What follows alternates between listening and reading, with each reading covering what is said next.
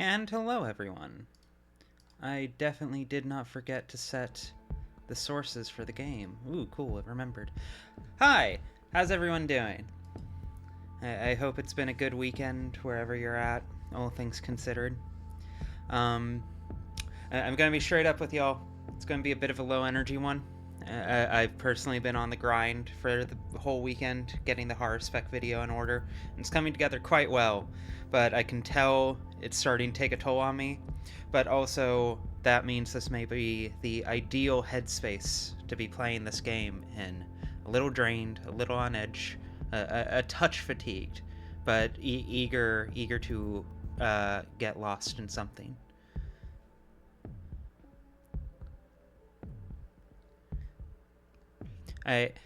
Gide, I wish you luck on the Yakov.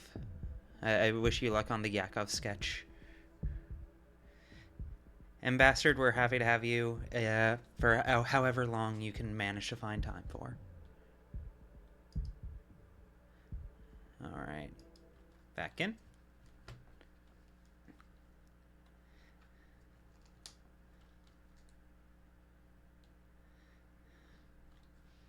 Alright.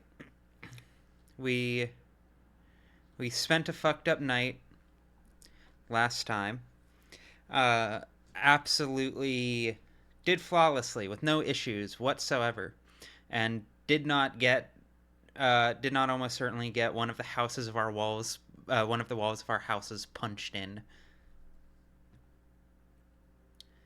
So it's going to be an interesting evening. It's probably going to be a very dark evening, if you can believe it, chat.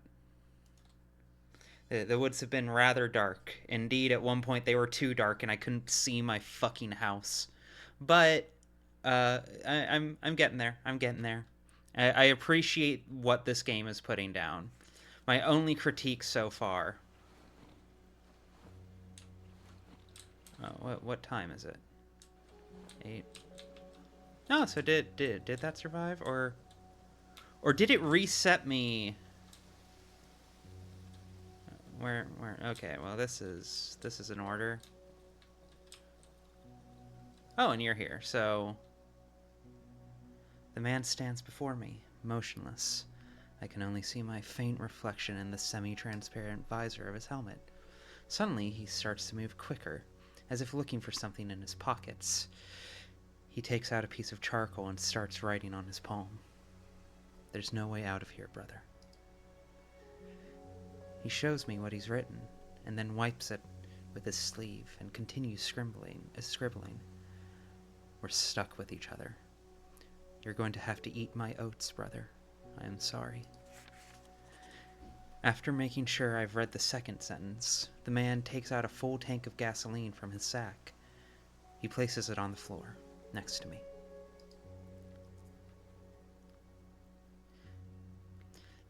Yeah, I'm excited to get on that advanced Wanderstop shit, pro gardening.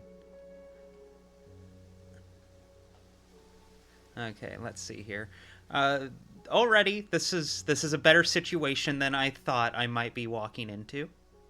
I was pretty sure last night I had one of the walls of the house punched in, and I thought that was going to be a whole ordeal for the foreseeable future. But if I can just throw down everything into getting this place absolutely locked the fuck down, we might be able to salvage this. Okay, let me see here. I also, unfortunately, need to remember how to play the fucking game. Nails! I want nails. Nails are friend. Is there anything else I want? I'm tempted to go with to farm more mushrooms. I can tell that's a thing, and maybe they'll become easier to farm later. But thus far, it feels like the cons are the pros do not outweigh the cons.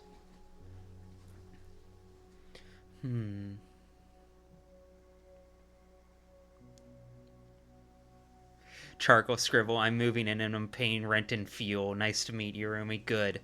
Katie, thank you for the follow.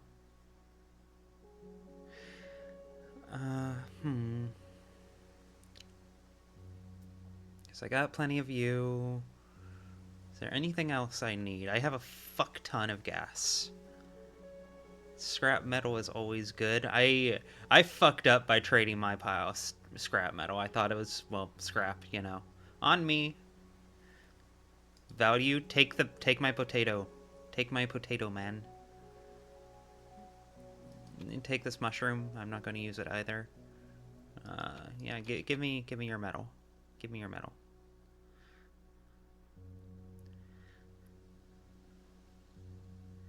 Computer, I'm sorry that you got hit with the Kamoeda jump scare, the self jump scare, the elusive self jump scare. Is there anything? I gotta grab something else, but what do I grab?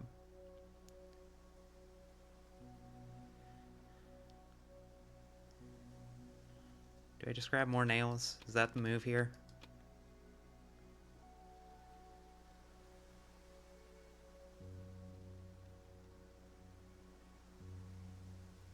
Okay. I think this is probably the best I'm going to be able to do right now.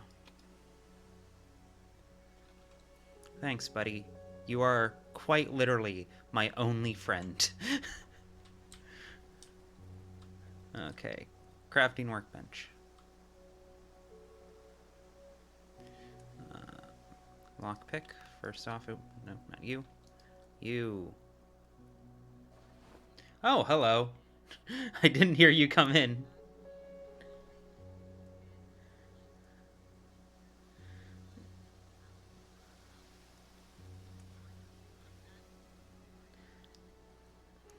Oh yeah, no doubt, no doubt. There in Oregon, there's like a survivalist like that every like at least one a mile, at least.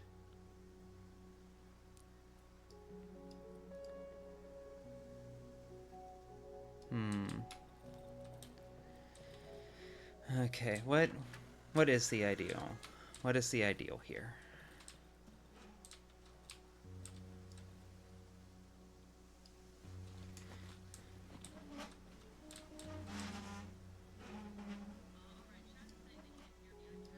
Oh yeah, no, that's probably on me. Discord always does that fucking thing. Yeah, like let me see what. Because every time I join a different call in Discord, it changes the name of the Discord window, which means that it can no longer detect what the Discord window is.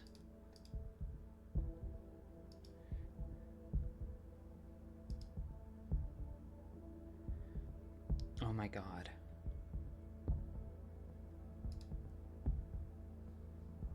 Give me 1 second.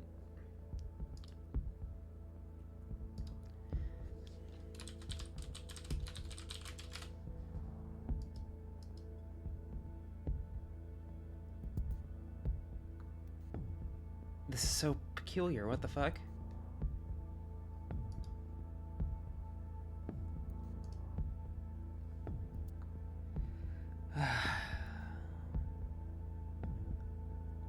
Try talking. I don't think that fixed it. But no, it didn't. It will not let me... Hold on, let me try restarting Discord. I think... Ooh, look at all of those foogies. Look at all of those hidden foogies.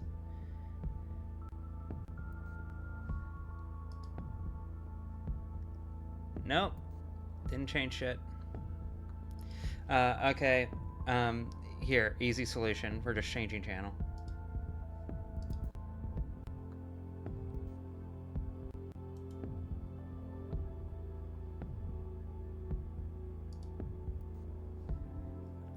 Okay, try now. Oh, one more time. Weird. Even weirder. Oh wait, try now. Testing? There we go. Okay. Cool. Well, at least we got that in order. Although now it seems that broke the Fugies.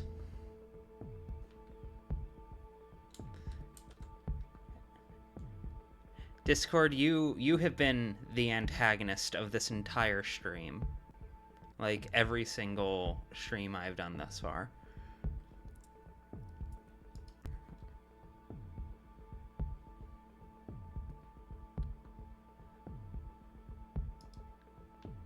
Answer chat. I really do hope you mean Scooter the Duck from Animal Crossing. I love him so much. I did, as a kid, I used to think that his hockey helmet was underwear. What is happening?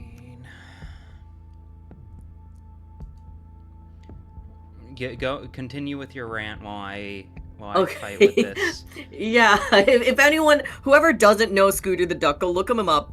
He's got like this little hockey helmet and jersey, and I thought it was tidy whities on his head for like 3 years of my lifespan. Okay, here. I'm going to try hard killing Discord, see if that fixes it. Incredible. Absolutely incredible. That's not even making the Fugies go away. That's the worst part of this. Something foul has happened here.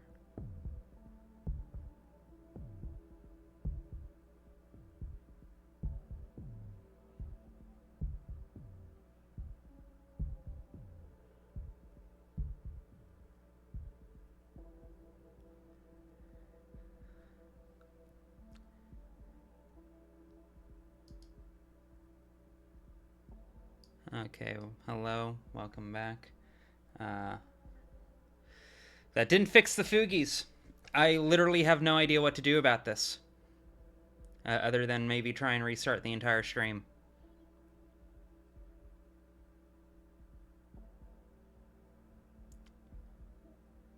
Like, I have literally never seen this problem before. I've never seen this, ever. There we go. Holy fucking god. Thank you, Magic, whatever that was. Okay. Away from the digital curses. Back to the curses in the woods.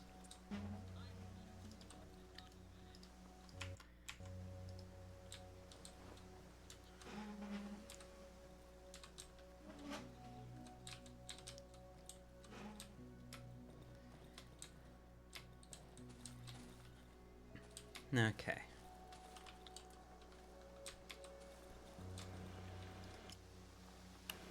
Switch that generator off to preserve power. I'll empty you out. Definitely use some amount of you. No.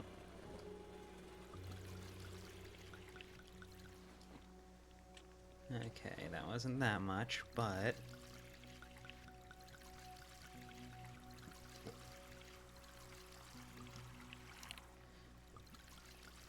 that should be enough to get through night and have I'll hold on to a tiny bit extra, just for safety.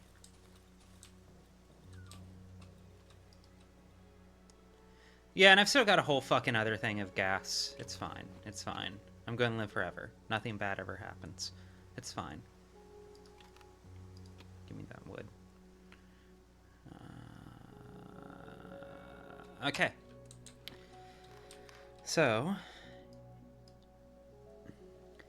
in the short term, definitely feels like the move here is to get as much barricaded and set up as I can possibly get away with.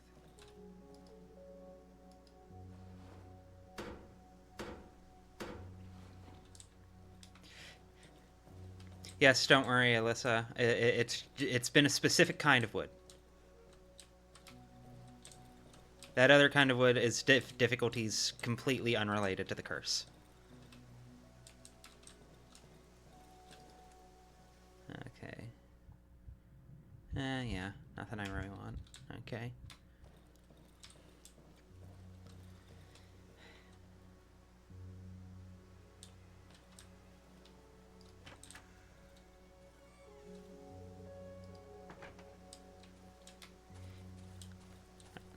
I do notice that it's been 8 o'clock for a suspiciously long time.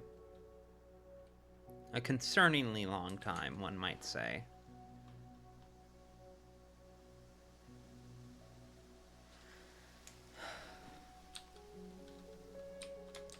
Actually, can I make torches? I can make torches. Do you have alcohol, buddy? No, it's fine. Nothing is in the immediate area because we have that stove on. And it's not going to be dark for a little while. You don't have any alcohol, do you? Tomorrow I might try and trade you for that fucking flashlight.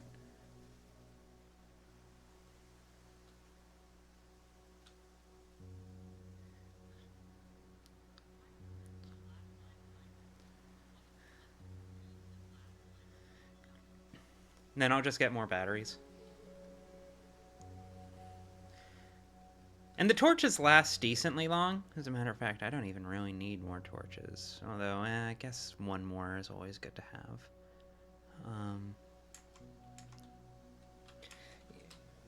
Clark's muted again? Dude.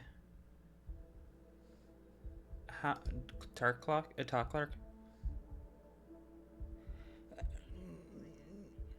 I don't know how, because I can hear you. I can hear you right now. Try talking. No. Oof. What do you mean the Discord window is grayed out now? What? Okay, let me see. Try talking. And we're going. There we go. Jesus. Discord, get it the fuck together. I'm so serious right now. It's because Discord keeps changing application names every time I click away from any window.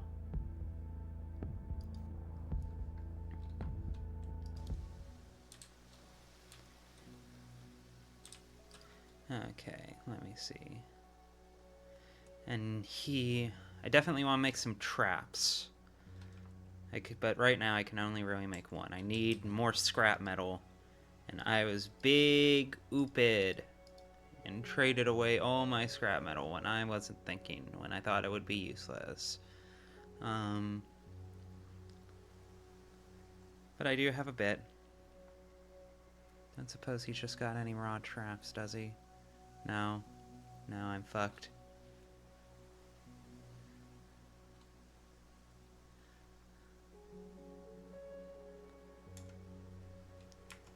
Unironically, it's entirely possible that a lot of Discord's pivot towards AI has unironically made the program worse. Unironically, there's a very, very real and distinct possibility. Okay.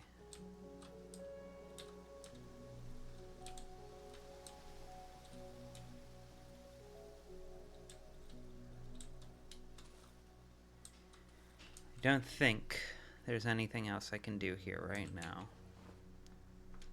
I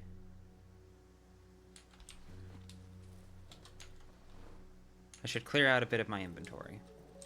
I don't want to lock up, I don't want to barricade everything in here quite yet.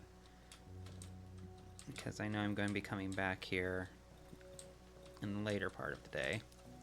Got all of the windows barricaded. Oh, I could have got more use out of that table. I need to get better about barricading. Okay, put you away, put you away. I don't know if that fan belt will be useful. Put you over here. Not letting go of that watch if my life depended on it. Empty bottle. Actually, yeah, trade torches. Kill that one as soon as I can. It's almost empty. Okay. Now, I suppose it's time to, if not try and talk to the wolf, then at least explore around here a bit. try the top left, since I'm hoping that will be relatively uneventful.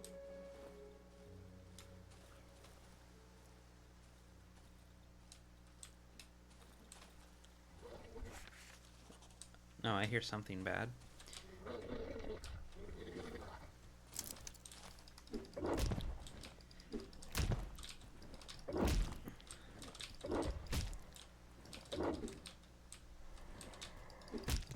Easy.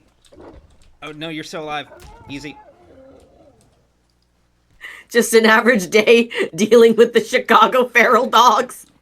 You know, I went to Chicago once, and it gave me all the practice I need. Those dogs are pretty easy to circle strafe. I'm going to have to remember that. Just like in real life. Okay. Hey, buddy. Ooh, that's No bad. rush. I should have seen that coming.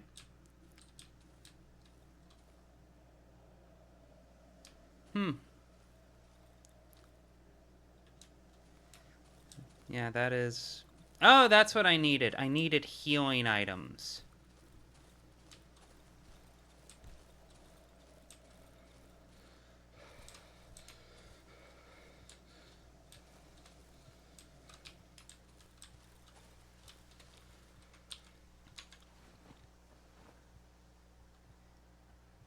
Well, fuck.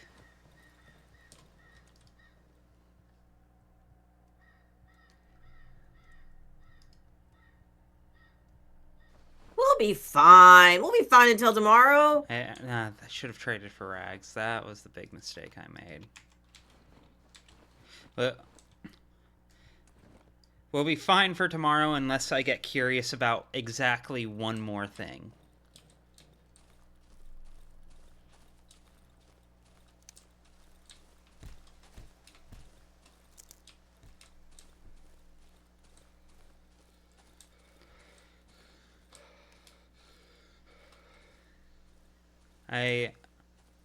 I need to remember that this is one of those games that does not reward curiosity. You know what I mean? Like most games, if you can interact with it, you want to interact with it. Like, end of discussion. Just most games you can just walk through mashing A and like you'll get a pretty thorough experience. Doing that here fucking kills you. Which makes sense. It's a terrible cursed woods that wants to devour you. It wants to consume you into its biomass. But, that's on me.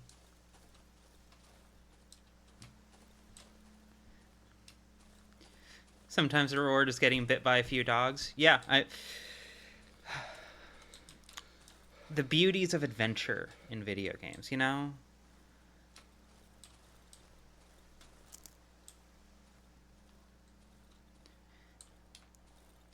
Chat, I would love to know Poland fun facts. Please, tell me all of the Poland fun facts you have.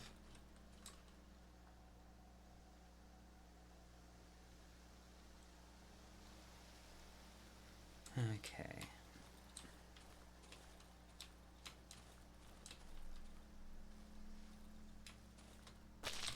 Oh, god damn it.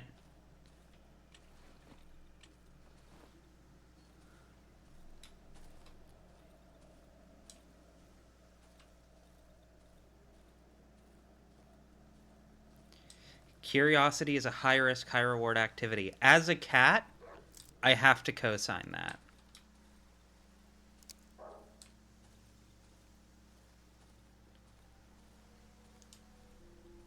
Okay. The only thing I know about Poland is that Polish people know how to do caramel really well.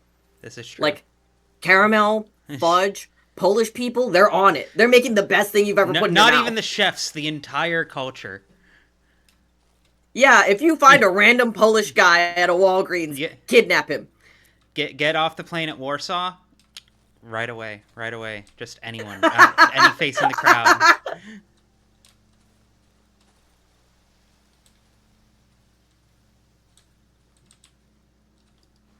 Ooh. That's something. And that's fire. That's... Oh, did I make it? Did I find my one not friend? I'll be damned. I barely believe my beautiful eyes. You made it. I need to admit, you're quite a resourceful piece of meat. The wolf smiles, revealing a row of sharp teeth. Time to get to the specifics. Follow the path located in the southern eastern edge of the Silent Forest. You'll get to a village where you'll find a hag who reeks of chickens. Talk to her. Maybe you'll learn something interesting. But be on guard, Conrad. Don't let her deceive you with that kind face of hers. The selfish bitch is keeping something that does not belong to her behind the locked door in her house. Something I'm after. Bring me the key to that door, and I will tell you where to find the thing you lost. Is it fair, comrade? A key for a key. Good. Now, take off. Get to work. Fun. We're gonna go to this woman's house and she's gonna be a perfectly normal woman who, like... She's going to be the world's most normal woman, and that in and of itself will make me trust her less than anything else. Looks like no one else will enlighten you. Listen. The inhabitants of our lovely village hold many, many secrets. Treasures they do not wish to share with anyone. Those selfish, deceitful wretches. They think they're superior because they have human gobs. They treat us like lepers. But you know what? Fuck them. We're buddies, aren't we? And them. They deserve to be punished. Meat. You call me comrade, yet you engage in trade. Interesting. True. So fucking real. The wolf moves closer to me. Hear that squealing? It's one of their little secrets. The wolf grins, listening to the distant sound with great relish. Find that pig-shed meat. Make that squealing stop and the treasure will be yours. Now, 30 to 40 wild feral hogs! I don't want to necessarily assume that I shouldn't trust the wolf I met in the middle of the woods. But I do think I should be at least a little skeptical. A tiny touch skeptical. Oh, he's got rags, so that's something.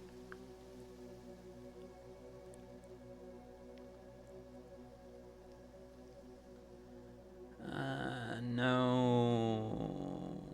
Fuck.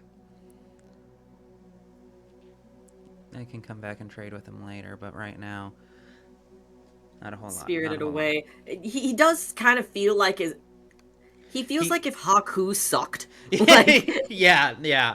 No, it does have definite, like, Spirited Away vibes. This whole thing feels like a fairy tale.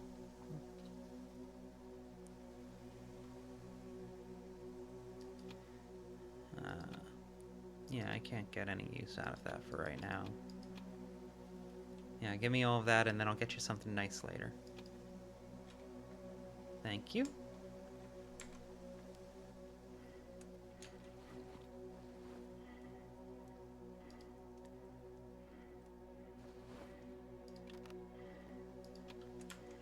I hear some terrible sound I don't like. No? No? Worth a shot.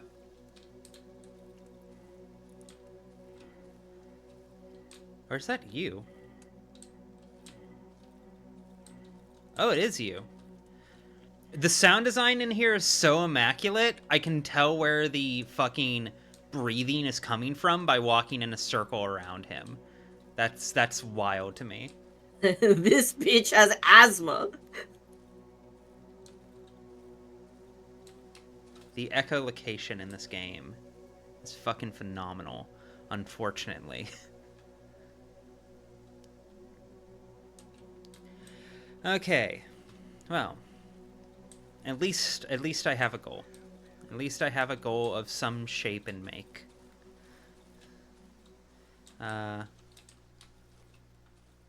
So I guess we're going to go beat a kind old lady to death, is the sense that I'm getting.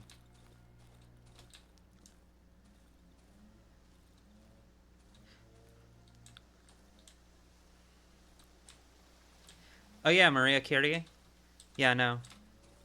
Fucking incredible woman. Oh, what are... Yeah, I'll take that.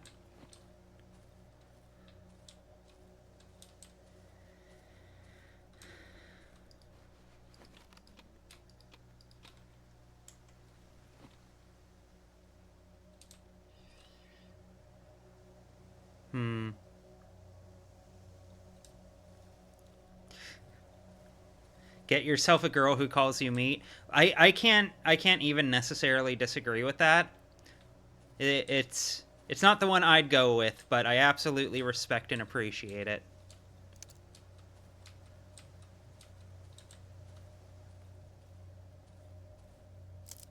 I mean, I've definitely heard weirder pet names.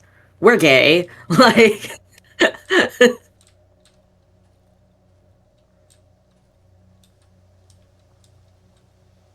Ooh, there's something foul festering in there.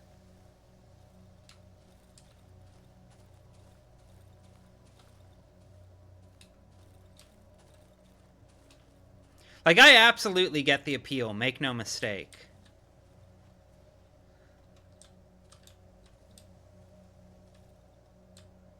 Okay. Unbarricading the window won't let me in there, will it?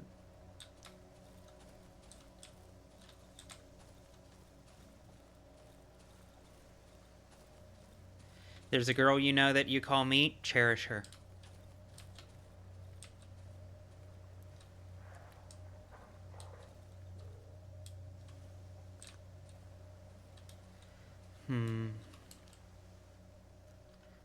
Let me see. How is my inventory?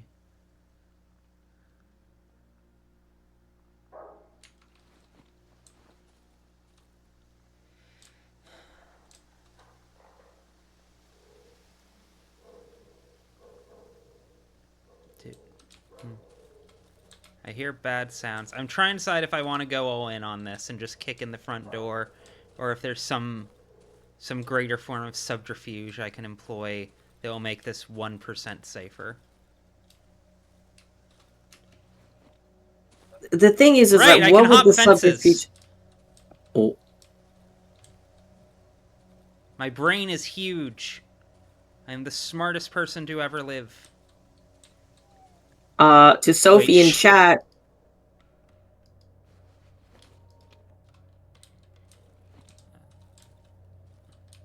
What is... Oh, that's rain.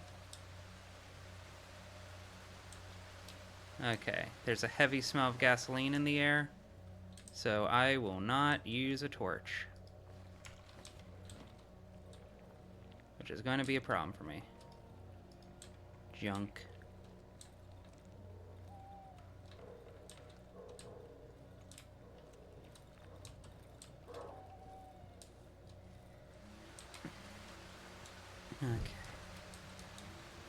Okay. Am I good? A scrap metal warehouse.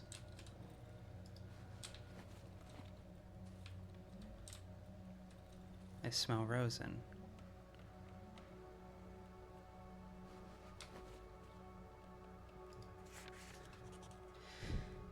$1961. With a beautiful, beautiful bird. And I don't have space to carry this shit. We could just screen cap it. Locked. I need a key. Ooh, someone's in there. The beast lurking in your garage. Interesting.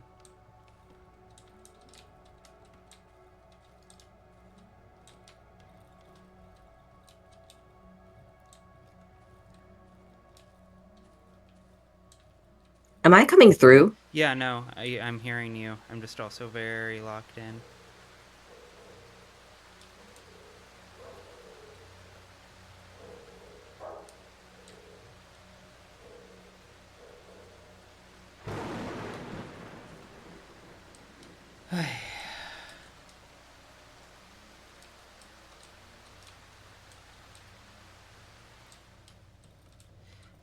Said this was a scrap metal storage, but I can't even seem to collect anything.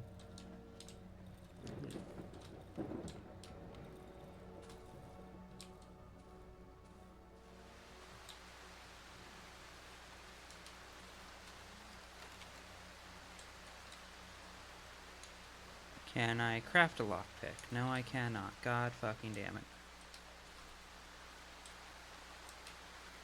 So...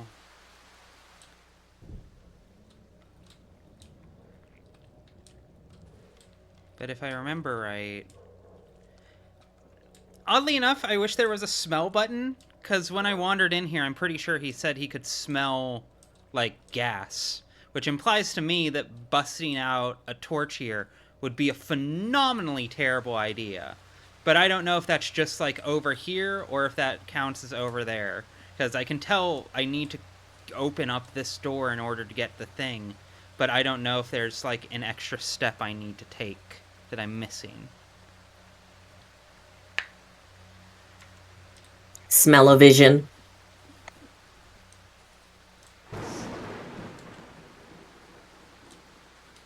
So, in lieu of that...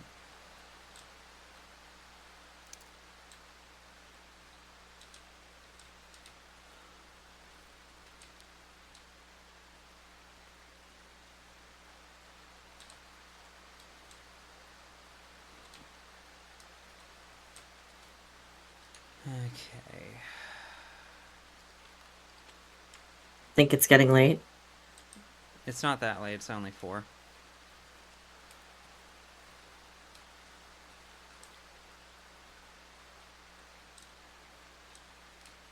I can at least get a bit more exploring done. Oh. Got fucking bum rushed.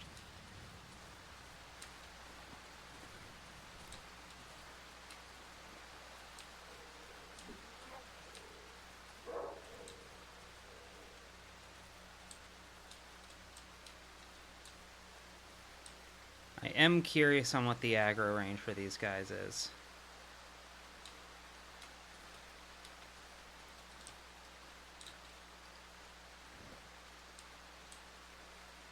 It does seem like they can be outrun rather easily.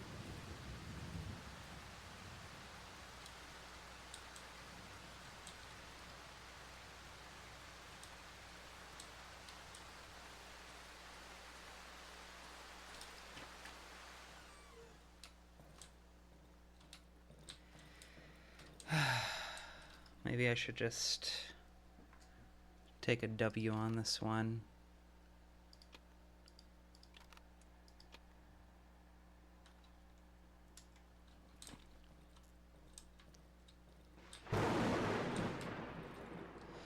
Man, I'm so mad about the rain. It does make it like an order of magnitude worse in basically every way.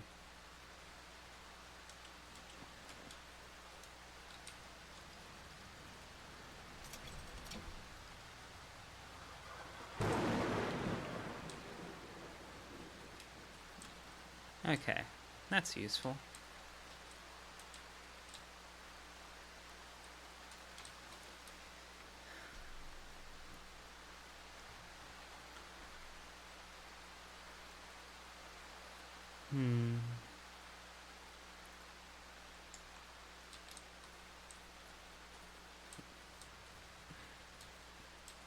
I can spend a little more time poking out around here.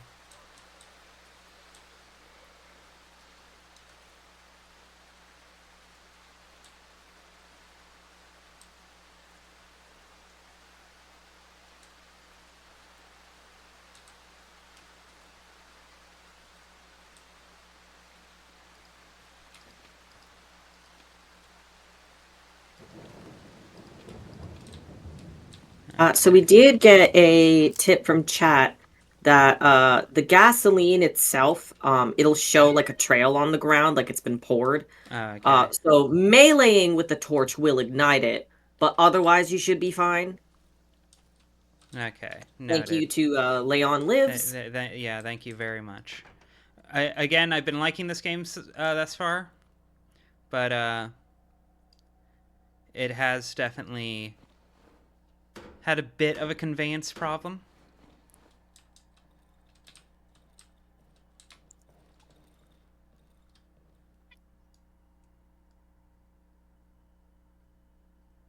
Oh wait, before I do that, I should go turn on the fucking generator.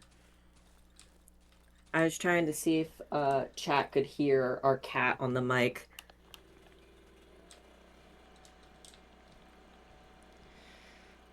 A question Yes, I what? do have is: at one point, are they going to start fucking with the generator? Because I know that's a any night now kind of thing. Just common sense tells me. Like that would be something. If I was designing this, that's one of the things I would do.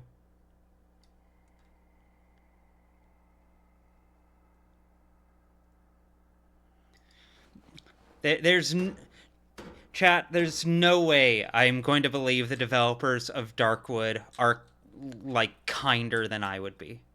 I would absolutely turn that into an opportunity for torment.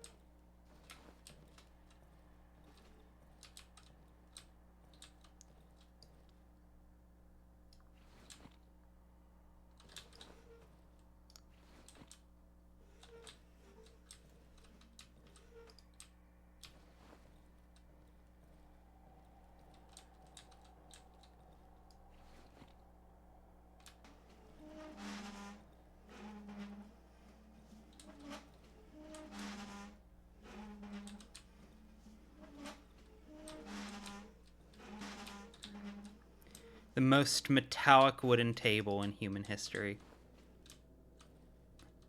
You know what? Not what I was trying to do with it, but that works.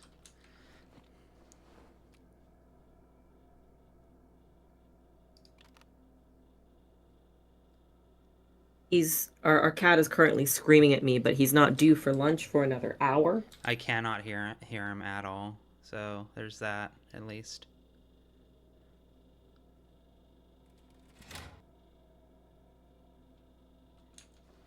They won't shut off my generator while it's on or turn it on while I'm gone.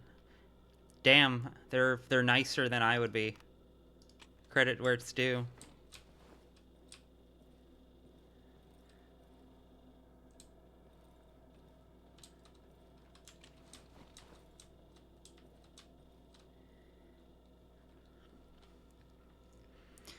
No cat has ever been fed food at any point in time ever in human history.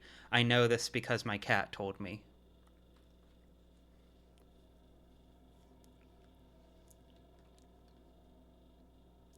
He's literally starving. Oh, Luiswa. But yeah, this game itself, it's not mean. It just won't tell you anything.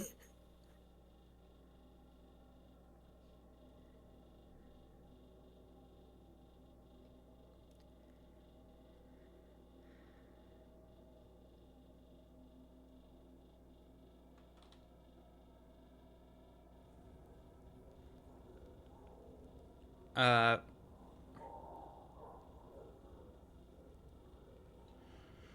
well, that's none of my business. That's outside. It's not in here. Doesn't bother me none. Who was it that brought up the Yu Yu Hakusho bit? Like, does that guy have I horns? think that was me.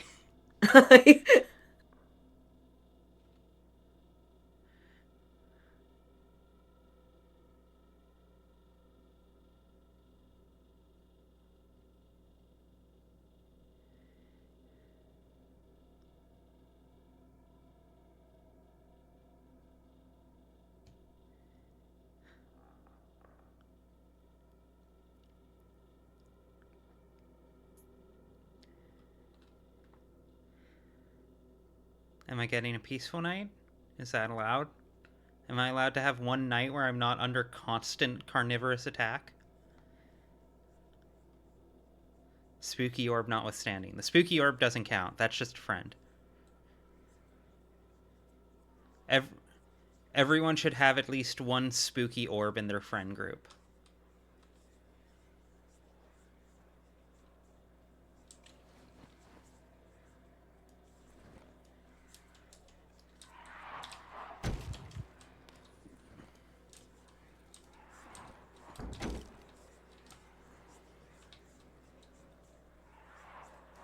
Why is my torch not lit?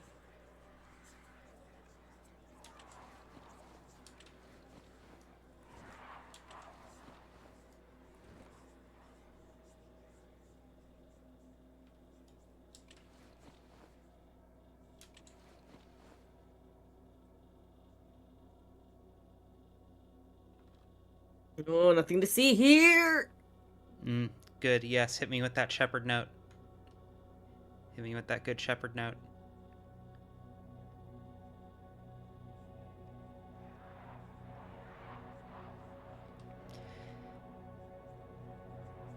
Now, did that spooky fire steal my torch? That's the question I have. Like, did it steal the fire from my torch?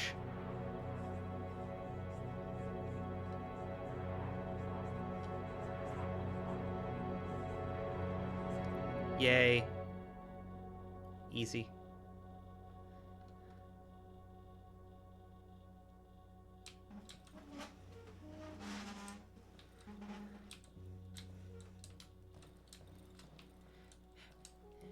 I'm tempted to ask how you got in here, but the answer is your magic. I know the answer is your magic. Back trade. Let me see here. What can I get from you? What can I get from you?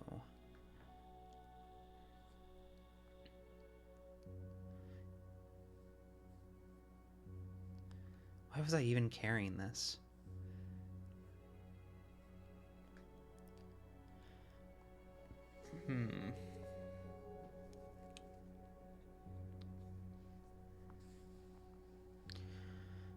Well, first off, easy choice and easy choice. I don't really need... I could use a little more wood, but... Does the reputation stack if I don't spend it, or does it just hard reset? Is it like a use it or you lose it sort of thing?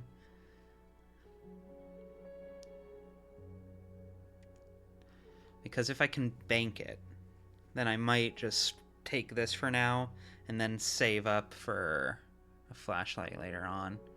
It does stack? Okay, then perhaps I'll bank this. I could throw down for some gasoline.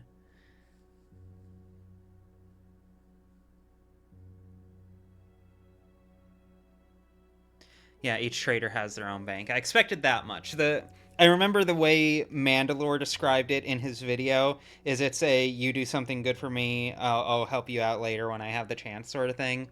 And that kind of system feels correct.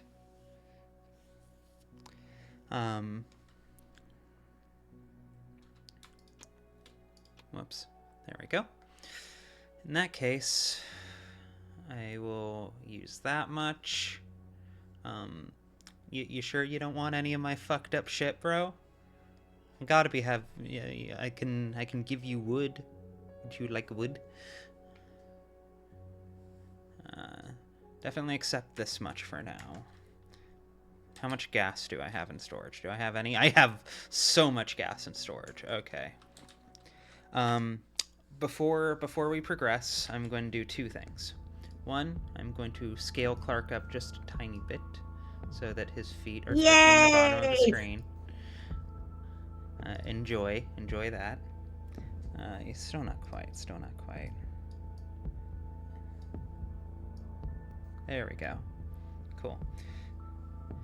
Um, and now that Clark is a big boy, uh, I will leave him to talk to y'all for a moment. I need to use the bathroom. I'll be right back. Have fun. So, should I save this? Maybe I should save this one. So far, very much enjoying Darkwood. Um, Something I find very fascinating about how its approach um, is that it very much relies on the player's memory. There are very few tools to help you remember things aside from the journal and the map that the character draws, but it's up to you to remember exactly how far certain things feel.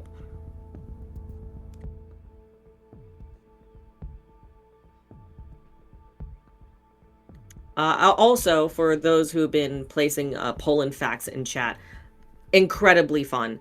Um, I am unfortunately extremely American and did not realize that the political history of Poland was so wild.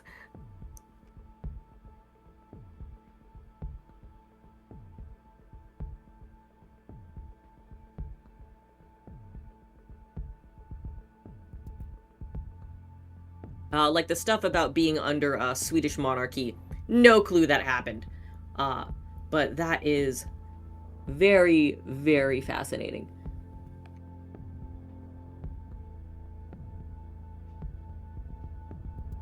Fun history fact: most countries have a lot of stuff that happened. Wow, thanks. But not what I meant though. Just, the details of such, like, Poland being under Swedish rule was very much not something on my radar. Um, Okay, I am back. Did you behave yourself with chat? they're bullying me for being a dumb American. Oh, suddenly, it's not so great getting bullied by chat. Interesting, interesting. It's only fun when it's not you, right? Yeah, exactly. You get it. You understand. I am putting you in the burlap sack later. Not the sack again. The burlap one, so it's itchy. I'm making it sensory unpleasant for you. Because I'm a bad person.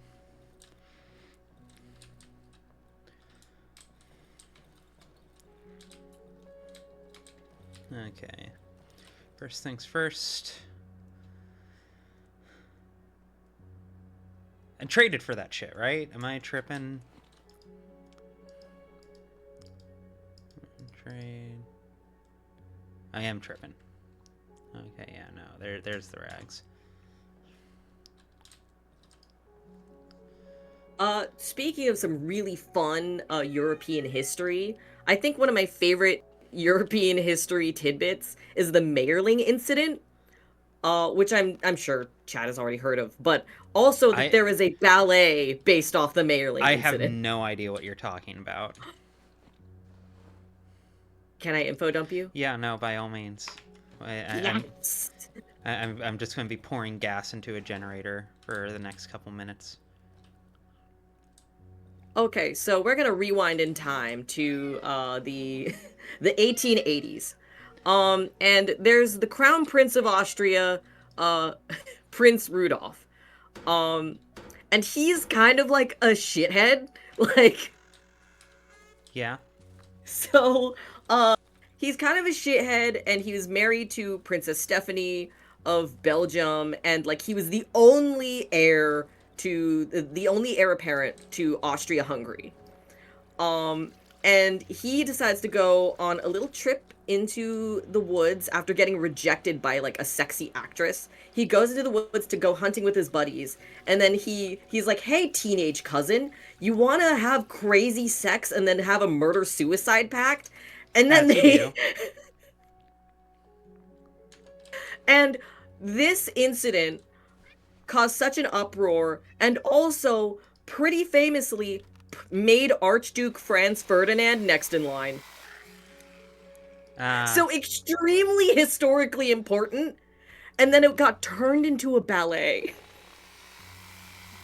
To be fair, I would watch that ballet. It is a really good ballet. It's just a really funny incident to turn into a ballet. I mean, if we can turn the death of Stalin into a dark comedy, you know?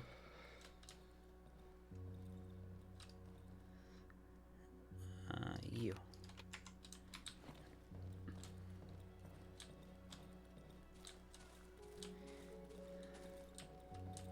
Yeah, like there are a lot of really good art pieces about the Mayerling incident.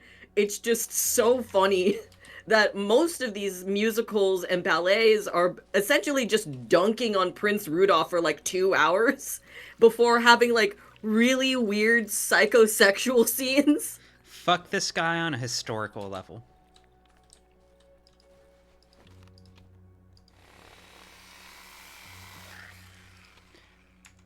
Okay, cool. I have a shit ton of wood. I would recommend the ballet though. The choreography is great. It's again some of the sexiest choreography that exists in ballet, but also you feel kind of bad about it because it's oh these are cousins that kill each other.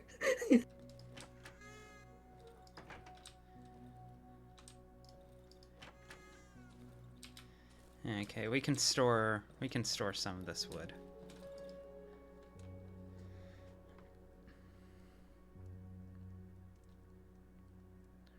And we can make another bear trap, I think.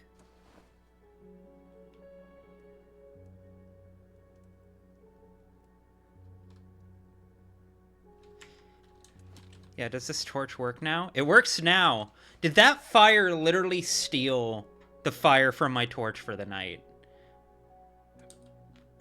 Is that what I'm discovering? Because that would be quite funny. I can't use this mushroom, can I? Yet I get the sense I shouldn't just throw it away here in the middle of my house.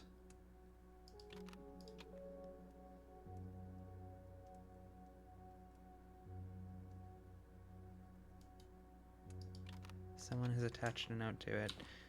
Did they? Can I examine this? No, I can't. Oh well.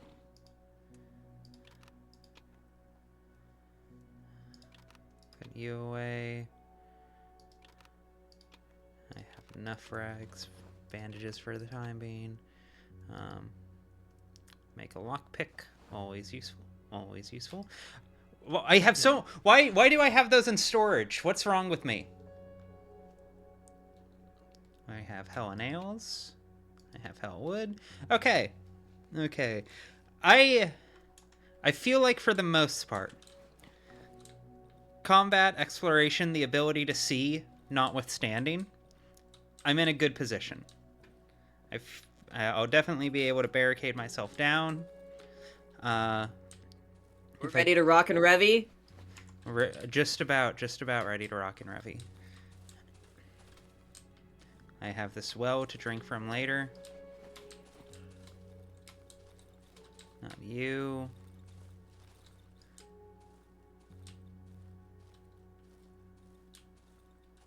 Okay, I know your chat, your audience is incredibly intelligent. Of course. As someone who's very much into nature, one thing I could never understand was how wells work. What do you mean you just dig enough and you find water? Like, how does that work?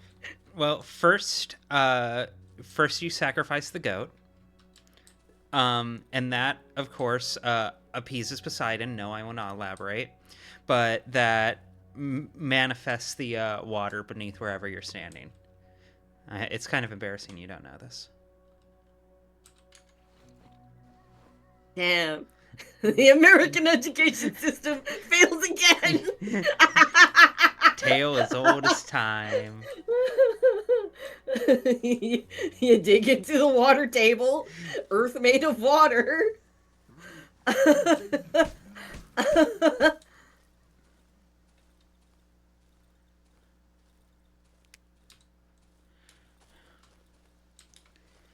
When do I get the machine gun so this becomes Hotline Miami? When does this become a power fantasy?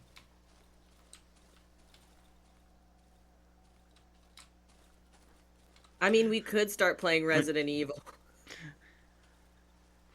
That Actually, no, we can't do that. I'll just be like sweating over Leon for like 2 hours. that will definitely be for October. October might literally just be Resident Evil month. Okay, let me see.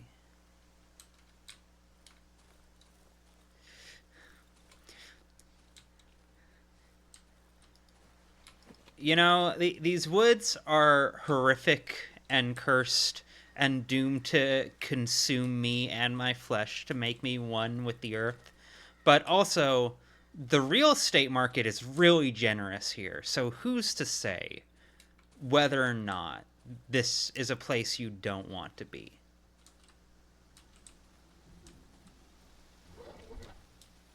What was that sound?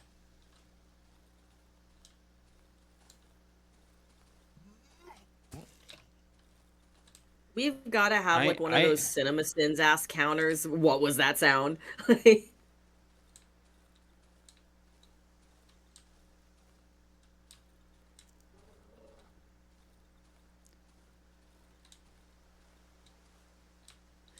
uh, to address the Saxon king being mentioned in chat. Why is so much history? This guy fucks. This guy has so much sex.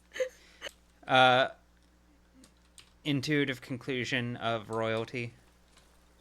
Uh, When you base so much of your economy, history, and governance around whomst fucks who.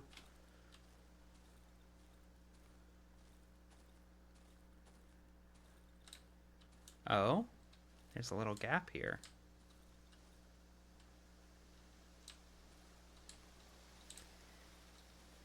when I think about this guy, I think about like Rasputin, famous for fuck. I think about fucking Oh, Genghis Khan, this is famous for dire. fuck. Oh,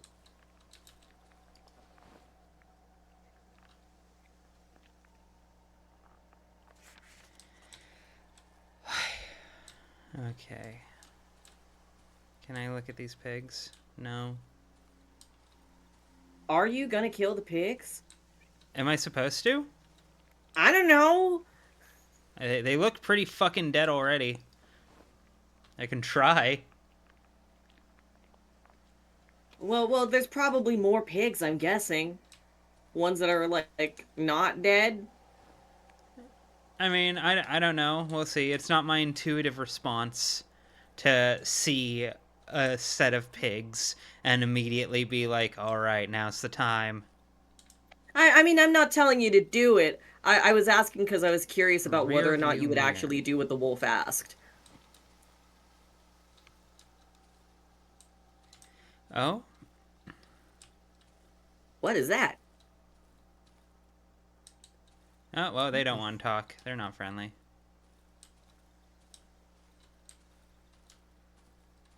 We're gonna leave. We're gonna leave.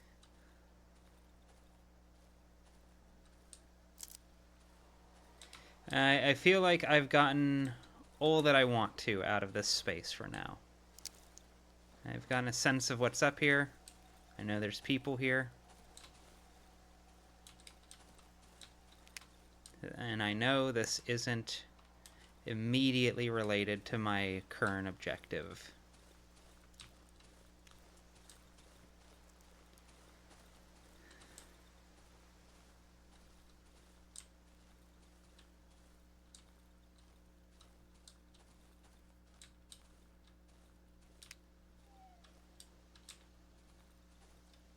This dog can fuck off. I'm pretty sure I can grab some of that wood.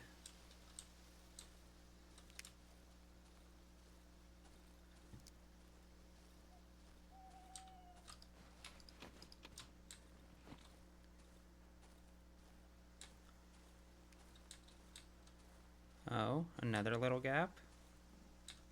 Not one I can really do anything with.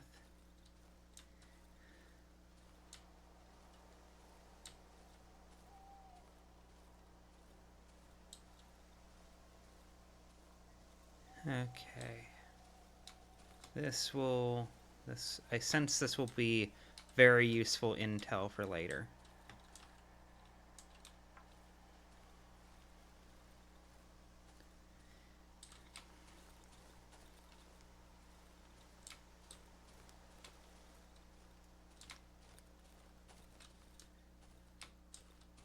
Don't stand on the bio landmines. Be careful. This is my friend's camp. Yeah, this is bestie. Okay. Cool. Hi.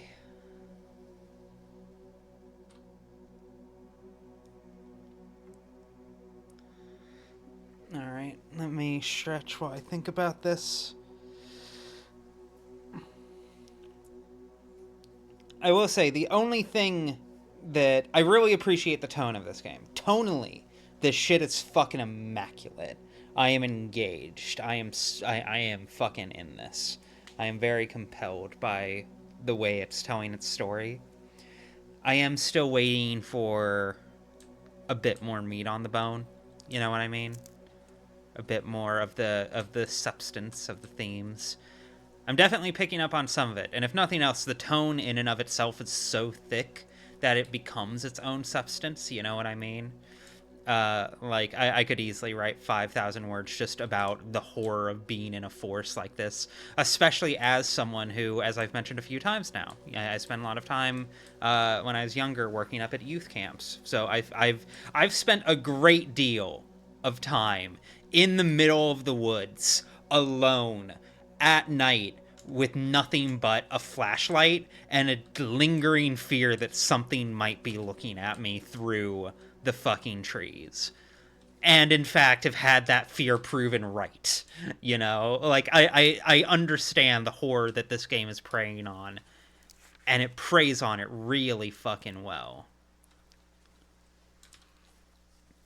But also, the survival part of, like, Pathologic, for instance. Uh-oh.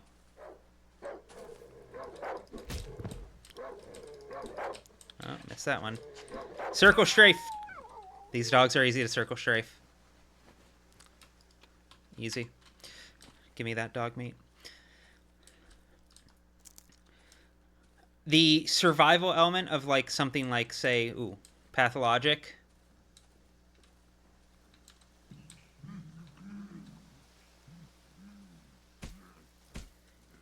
Is half of... Oh, I fucked up bad.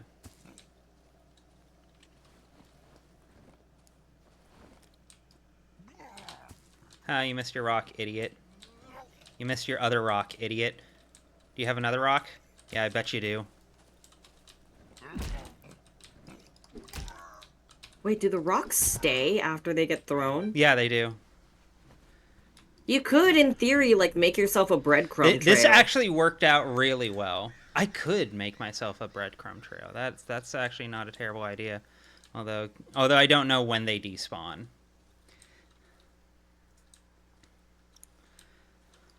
But the savage wasn't too bad. Yeah, like this is the issue I have with any pure survival game is once I know, right now the fear of the unknown is doing a whole lot of work. And to be blunt, get me the fuck out of here. And to be blunt, I'm letting it work. I'm letting it work. I'm meeting the game halfway. I'm meeting it in good faith. Cause like I get that right there, for instance. I'm not going back in there because yeah, fuck that, but also it's a video game. I could stand in there and be perfectly fine. You know? Like, I whatever it throws at me, I could probably kill it, and if I can't kill it, I can run away. I would manage fine.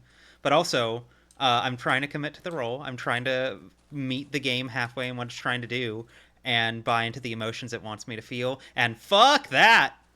Fuck that! Fuck that noise. Okay, I'm curious.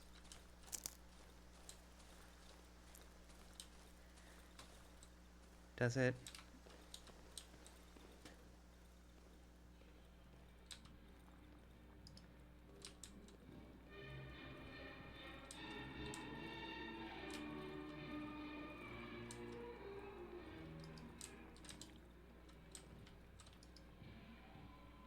A Bambino gramophone.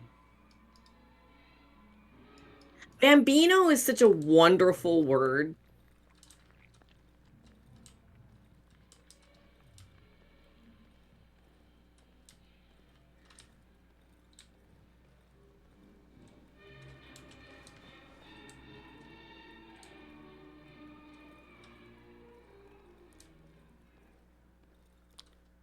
Well, someone lives here.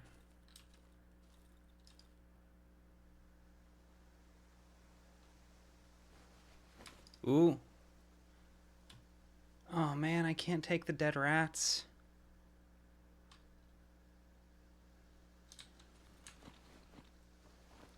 Should have cleared out my inventory a bit.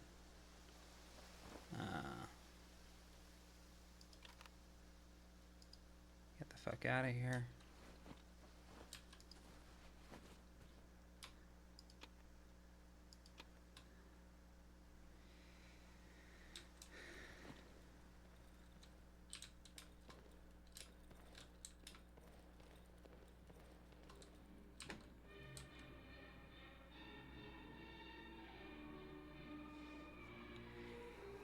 Okay, it's 3:20, still have plenty of time.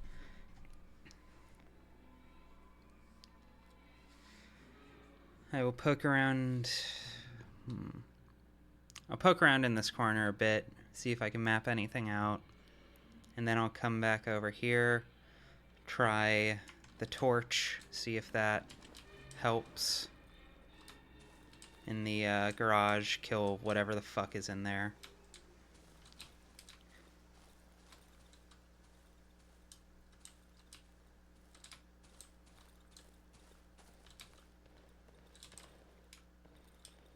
Is this?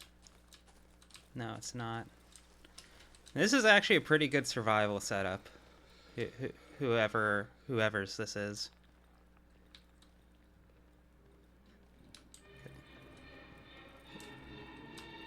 Cause yeah, that shit scared me away.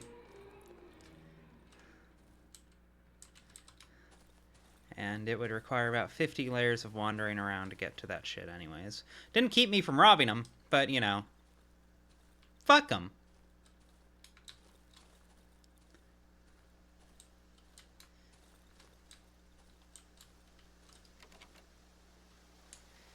Did I really burn through all my lockpicks? No, I didn't.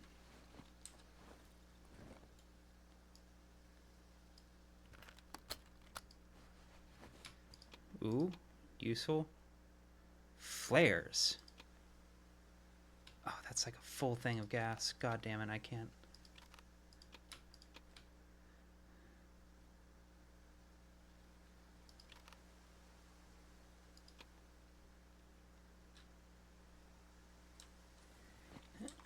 Okay. Yeah, before I do anything else, I should go clear my inventory because there's anything I find at this point is just going to be a fucking waste. I am capped. Not only do I have a lot of shit, all of it is very valuable, useful shit. Oh, right, you killed me coming out of here, didn't you? That shit was probably yours. Sucks. Sucks to suck. Something I really like about this game, I was talking to chat earlier about how Ooh. this game relies on player No. memory. Whoa! Can I run away from this thing? I can fight it, but I don't want to fight it. What the fuck? Wolf bestie! Save me.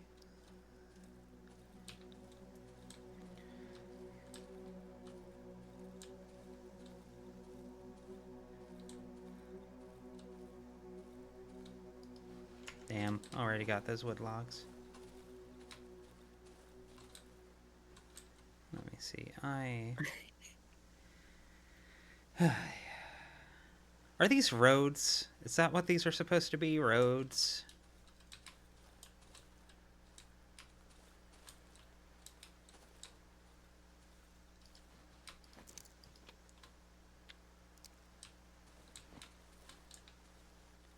Oh, that's bad.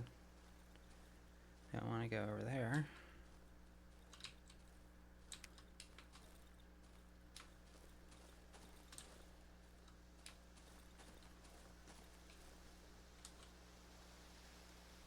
Okay, I think these are supposed to be roads. That does simplify my pathfinding a great deal. If this lets out directly into my house, then I will know that I have at least one friend in this world. Your friend Dirt Path. My beautiful baby daughter named Dirt Path. What's that shit Connor says all the it is a beautiful name for a baby girl. Yes, exactly. My radiant wife. Dirt Path? Yes, you're getting it.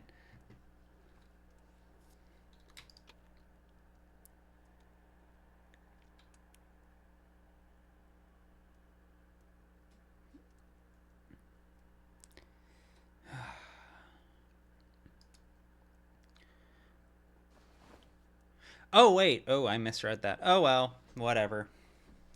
I thought I only had one bandage because of the one down here. Didn't see the three. Oh, well. That's fine. Oh, no. I have too many bandages. Whatever will I do? Unsalvageable.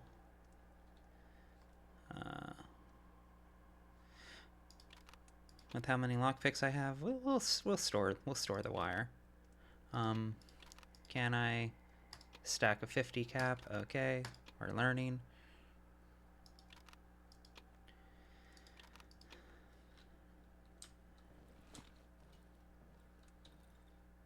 Ooh, it's actually probably about time to lock down, isn't it?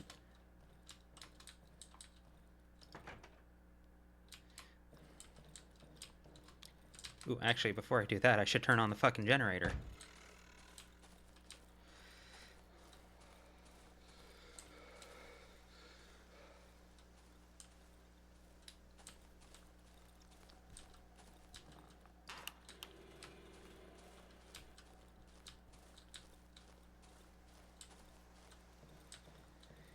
Damn.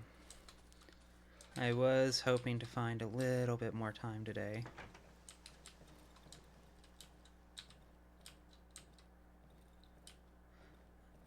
Let them steal my light again? No, I don't want that. That sounds bad. That sounds scary.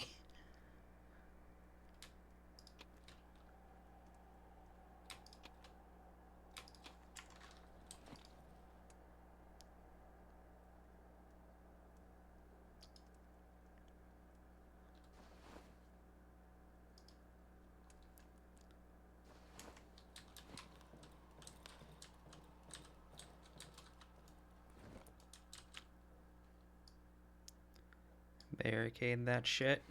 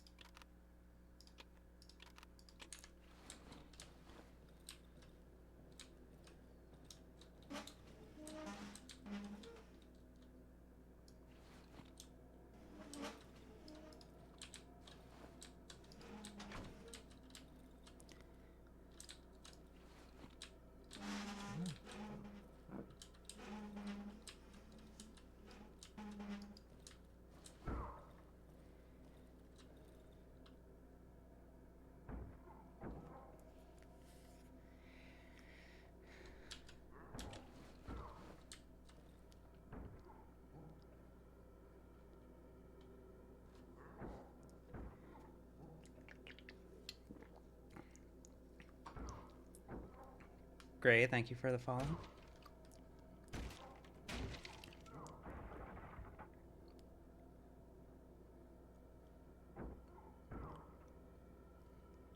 Oh, I don't like when they do that.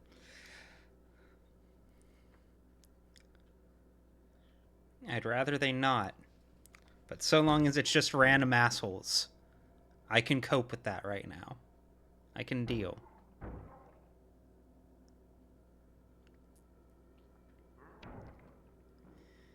I have these bear traps in place.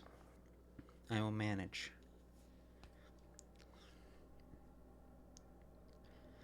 Having fun in the woods? No! Thanks for joining us. These woods are No, so I'm not, mean to be me. fully honest with you. It's actually quite bad. Did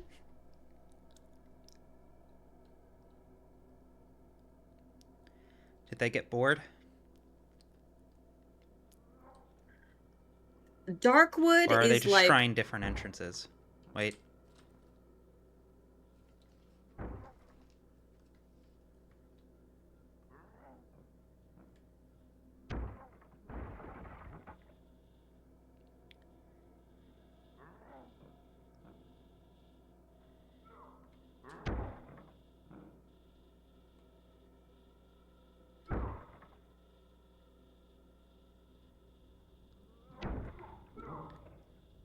Why is there light pouring in now?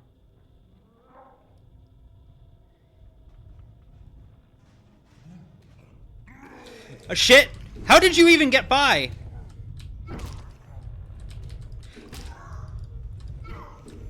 why are they so fast? Why are they so fast? There we go. Thank you. Into the bear trap you go. Holy shit.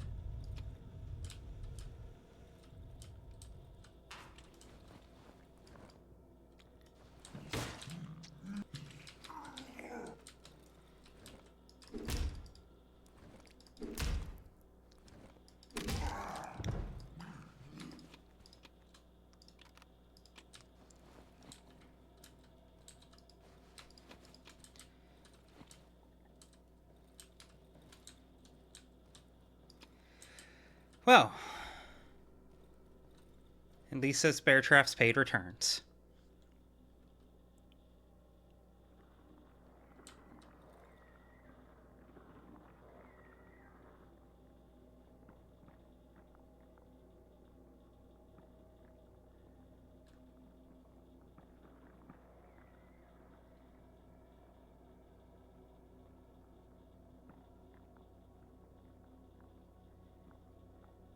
Shepherd note, save me. Shepherd note, please save me. Shepherd tone, please. Please, whisk me away to a place that's comforting and loving. Let me hang out with my only friend in this forsaken, fucking miserable place. This right now, where the game's at in this exact moment, is what it feels like to wake up before all of your Discord friends.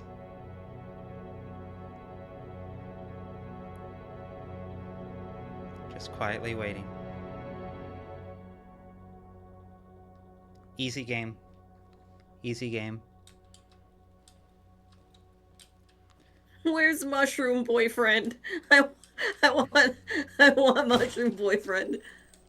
Oh.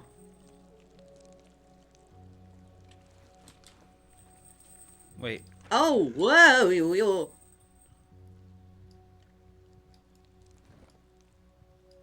Actually, no, don't use that.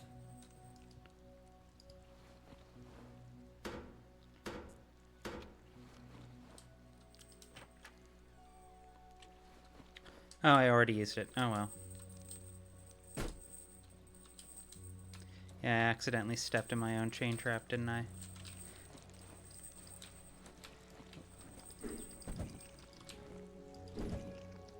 Yeah, this is new.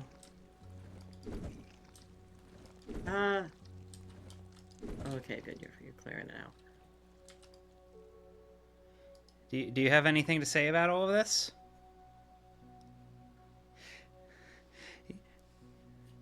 Yeah, Cammy, I'm in Pacific Standard Time. I wake up before people constantly because I wake up at like 6 a.m. most days. The most surprising, like top 3 most surprising things about me, I think, is that I'm actually a morning person. Ruby, I feel like you're lying a little bit to the audience because you don't wake up at like just 6 a.m. There have been times I've seen you up at 5. Not that often. Like, it does happen. It's been known to happen. But 6 tends to be like the consistency. Like, even if I don't want to wake up at 6, my body's just like, guess what? Oh, wait. Okay, cool. It did stack.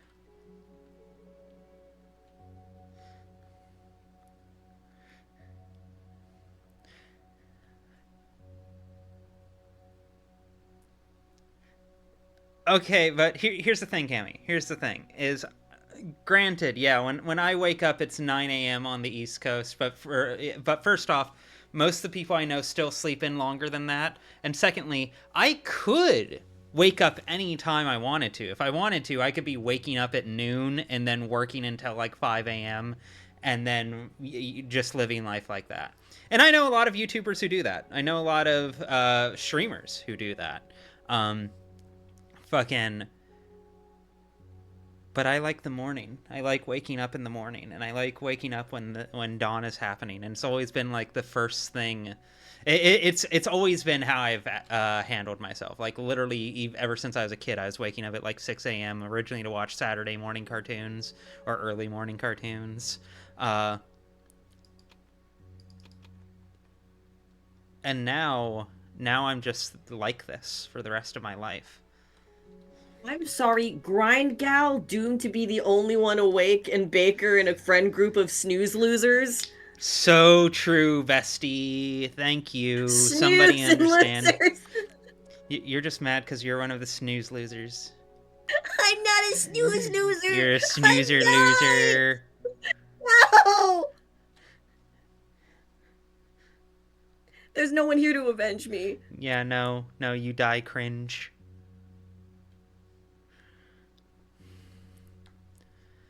Hmm.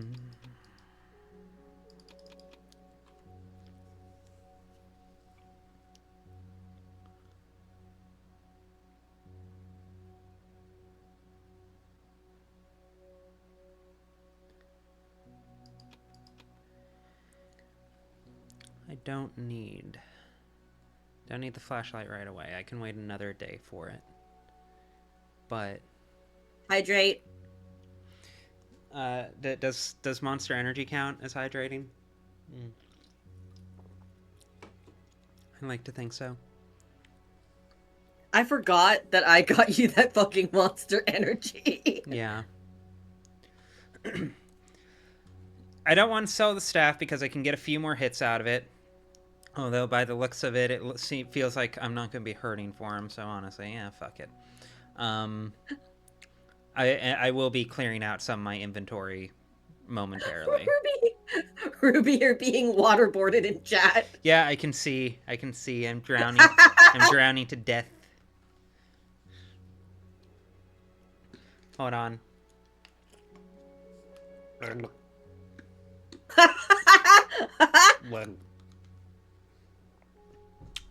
I got better.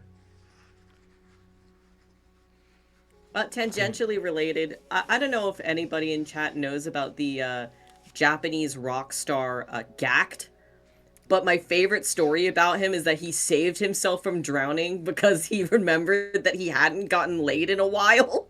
Yeah, me too. He's not special. It's amazing that Clark can talk while I'm drinking water. Isn't it just? Isn't it just? Oh. See, Ruby and I kind of live by Looney Tunes rules. Like, I'm squished by an anvil every 3 hours. Okay, let me see here.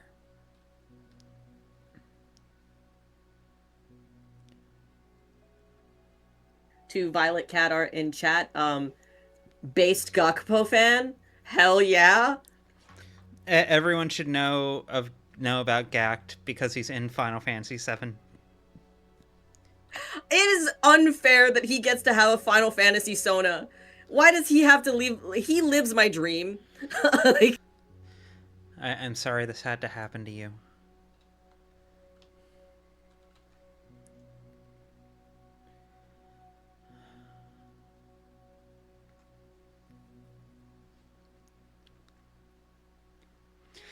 Gact. They put Gact in Final Fantasy VII about 2 decades ago. He's Genesis. He's quite literally Genesis. Genesis is Gact. He visibly is modeled after him, and in the Japanese dub, Gact voices Genesis. Genesis is an integral plot world element of Final Fantasy VII. It cannot be overstated. A lot of the ads for the game just straight up had Gact in the Genesis costume, didn't it? He also did the theme song for Dirge of Cerberus Redemption. That's him. It's a really good song. It's a real banger. I do think it's some of his best work, if I'm honest. It goes hard. Gact just shows up places. He lives my dream. He's living the life that I wish I could live. Oh no. He's in Final Fantasy. He's piloting a terrible thought. He's living the life Elon Musk wishes he was.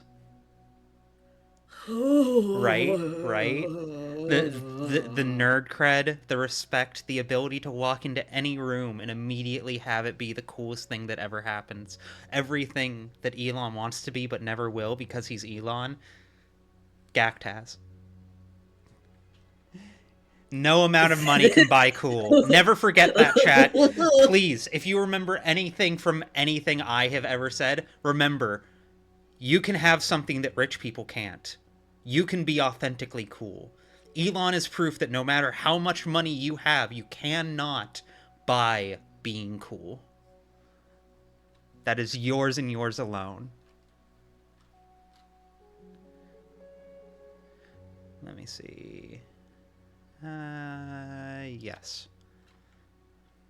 Gact is so unironically gender goals. Oh, buddy, can I get a match? Ooh, don't need that. Vic Michaelis voice. Can I have $1? Clark? Yeah. Can I have $1? Why do you need $1? Can I have $1? We're on air. Why do you need $1? I just need $1. Right now? Wait, what am I missing? Did I fuck up?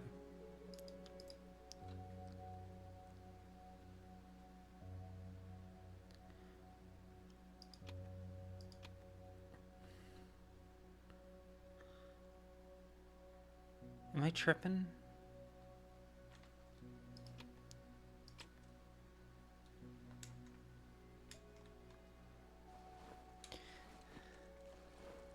Have fun walking the dog. Try not to think about the dogs in this game.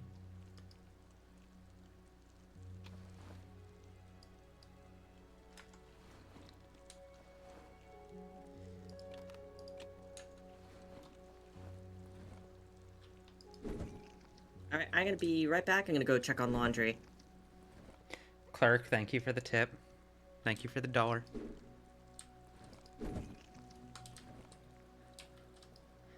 I almost didn't recognize the sound because it'd been so long since we've gotten a tip. It's like, what the fuck's going on?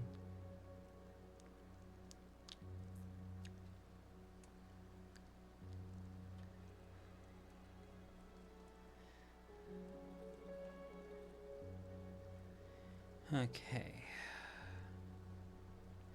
First things first. Chain trap. Bear trap. Those bear traps definitely proved themselves worthwhile last night.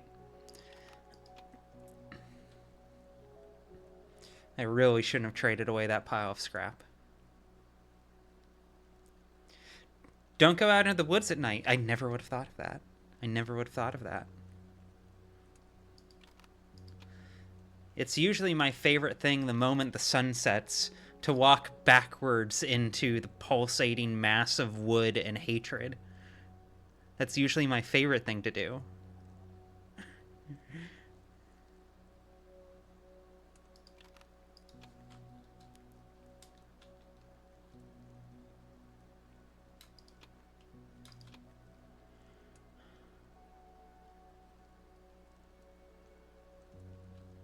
I need something to upgrade.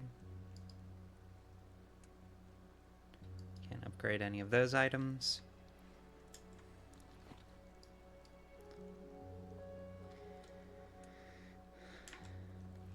do love eating mud after dark.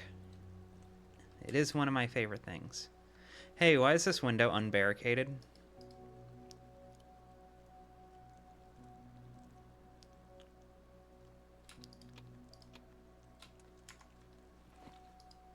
Don't like that.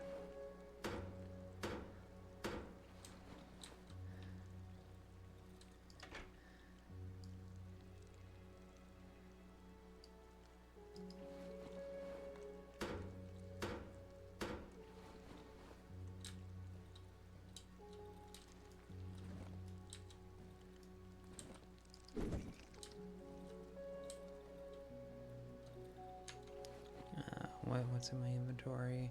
Cool, I still have the gasoline.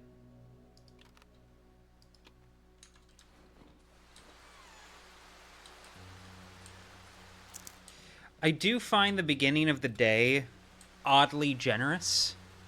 Again, it's the more I play this, the more I get a sense for, like, because this is definitely like a harsh, off-putting game in a myriad of ways, like by design, by its own proclamation.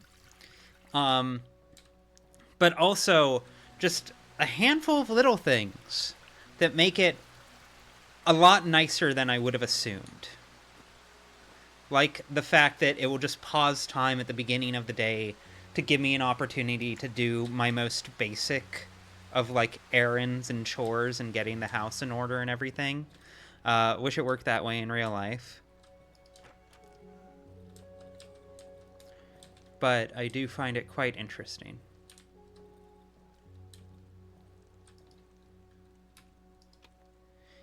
Especially since it doesn't... Can I just chill out here for, like, the next hour, slowly whittling away at this shit? I don't plan to. But could I, in theory?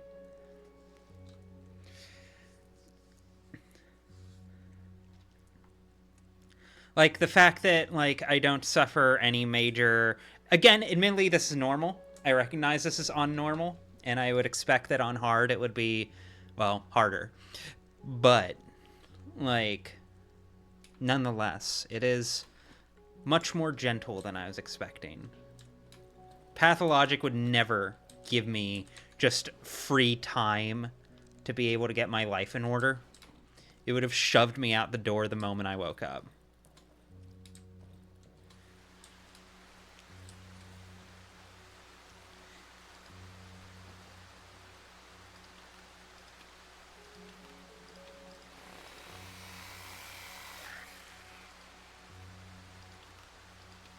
Would...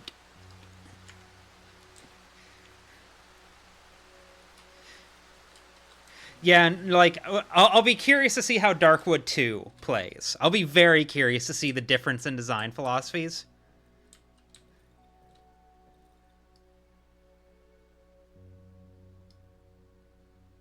Oh, they tore through that shit.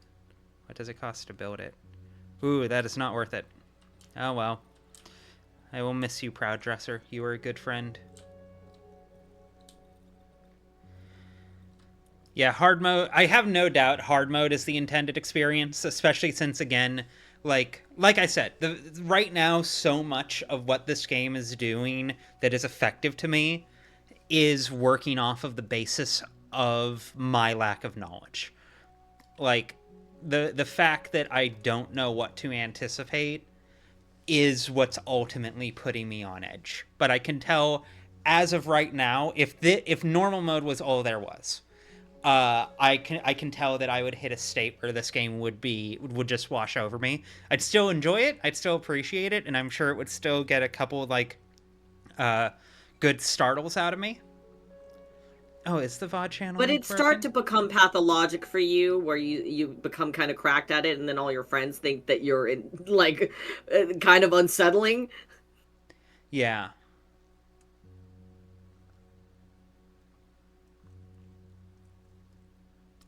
Okay, the VOD channel link seems to be working for me.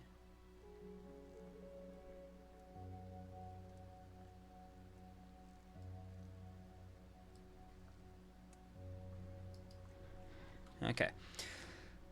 What was I saying? Like, I can tell it would hit a point of diminishing returns, but that hard mode I fully expect is kind of the real game. Uh, and maybe in a year or so, I'll do a replay and have a great time with it.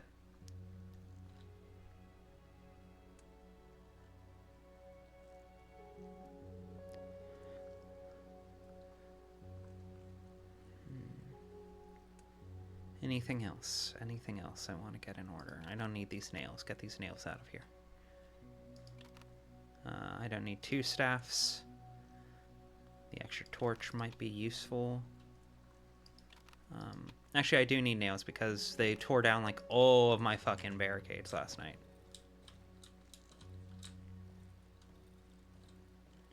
Barricaded door.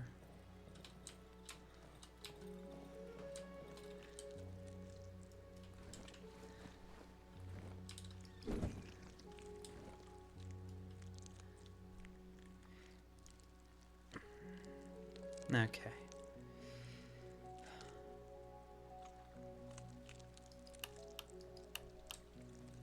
I'm quite curious about what the bodies infesting the house are. I will certainly grant that much.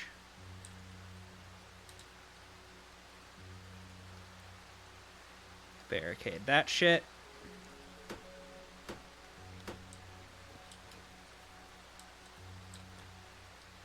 Barricade this shit.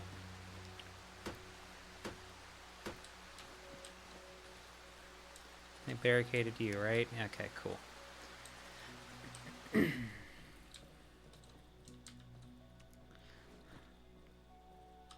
that was the end of that torch. Wasted that. Whatever, that's fine.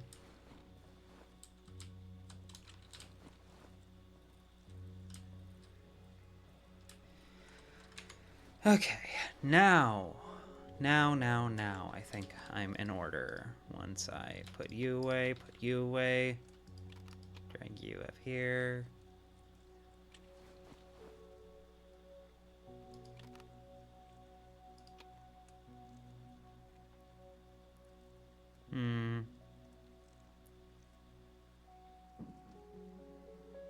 No, the inventory spot will be more useful.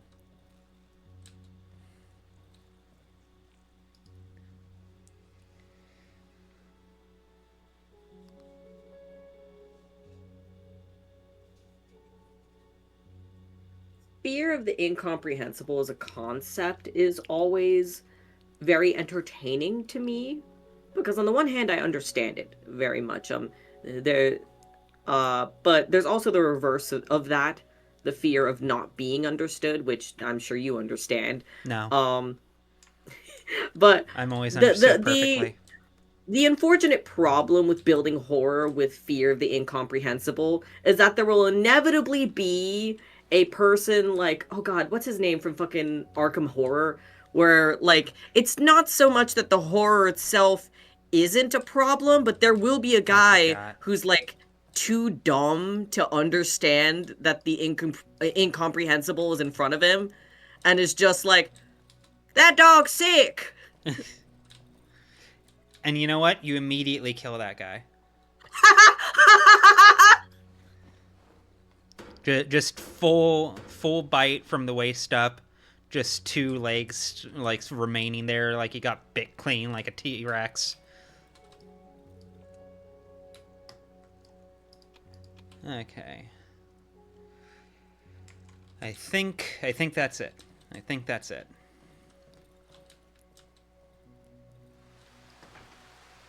Ooh, I would love to know which Gunpla models you're working on. I do have a couple of dream models I really want to get. Um,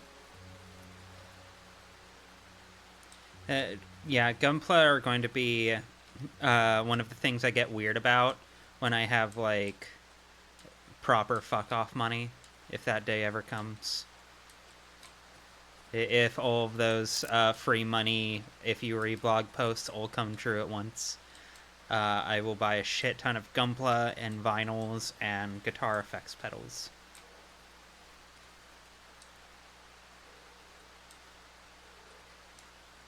you're gonna get like one of those. You know those like Ava figures that are like the size of a human child?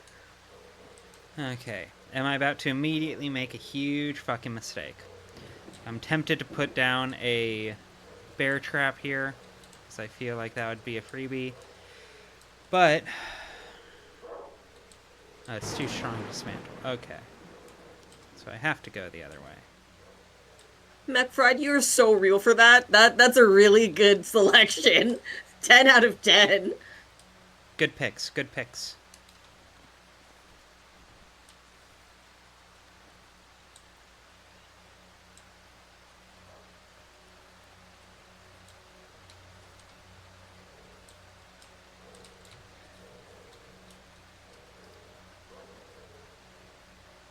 Interesting.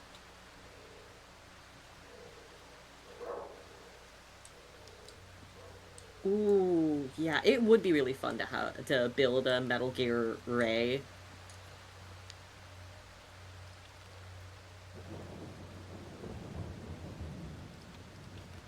I am going to take a bit of a gamble.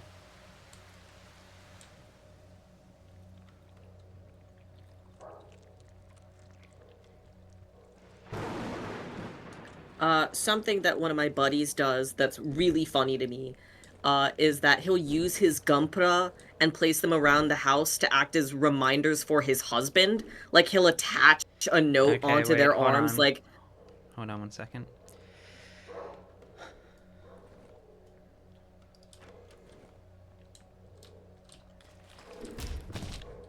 I fucked up immediately. That's nowhere near as bad as I thought it was going to be. Is it really just that one fucking dog? I mean, could be worse.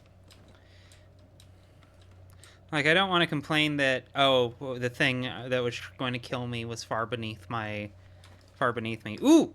Gimme. Oh, I'll be right back. Okay. Crayon drawing. I need a battery, a game controller, a squiggly, a wheel, an exhaust pipe, another wheel, and then I'll be able to build a rocket to space and escape from here. Okay, I understand.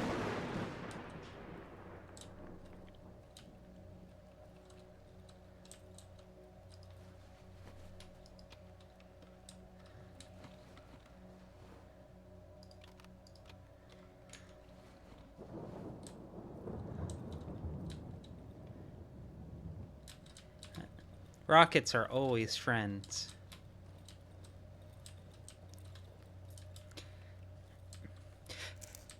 Okay, now I am curious as to why it said that he could smell gas, because it feels like that amounted to very little. Hi, lady, have you starved to death?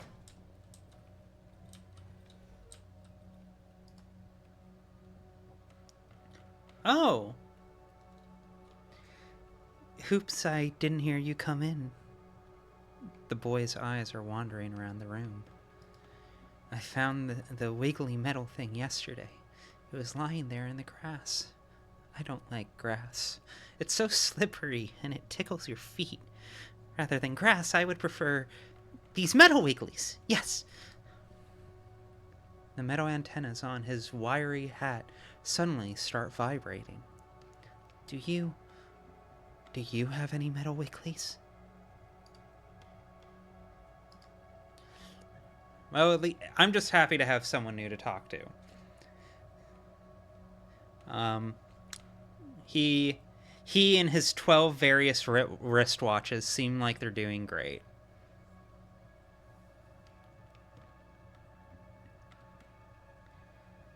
Start from the... Well, first, let's try trading. Let's see, before I possibly piss him off. Map of the Old Woods. Interesting.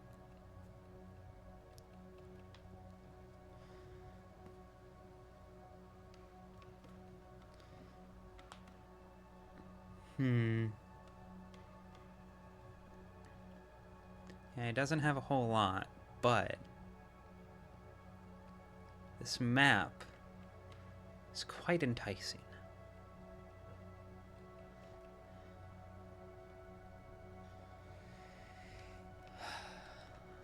Hmm. Oh, military flashlight. That's fun.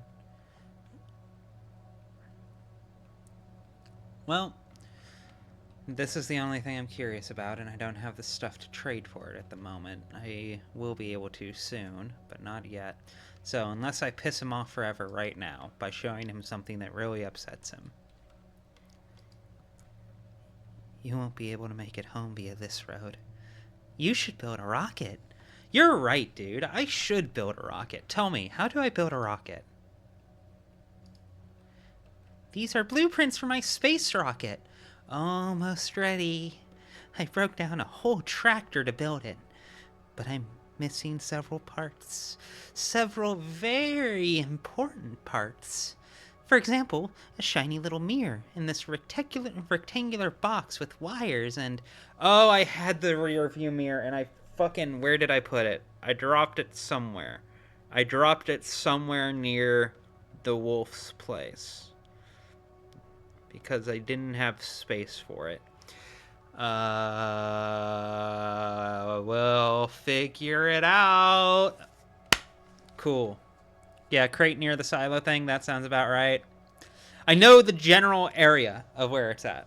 The general vibe of where it's at. The boy suddenly becomes lost in thought. If only I had more tractors, I would definitely go to space. Little chick. I had one just like this. It melted into a perfect little ball, shaped like the moon. I melt everything plastic into moons. Piotrek suddenly becomes excited. And have you seen my vehicle? It's ready. Well, almost ready. Just a couple of parts missing. I will need to find them. And I will have to repair the casing, the one from the spring that fell off recently. When I was entering the cockpit, I hit my head and it fell off. I thought I was flying, but it was just that the lights went off. It's very unfortunate that this dude is probably going to try and kill me at some point because I think he's very sweet. Postcard. Oh, I have one too. It's such a beautiful photograph.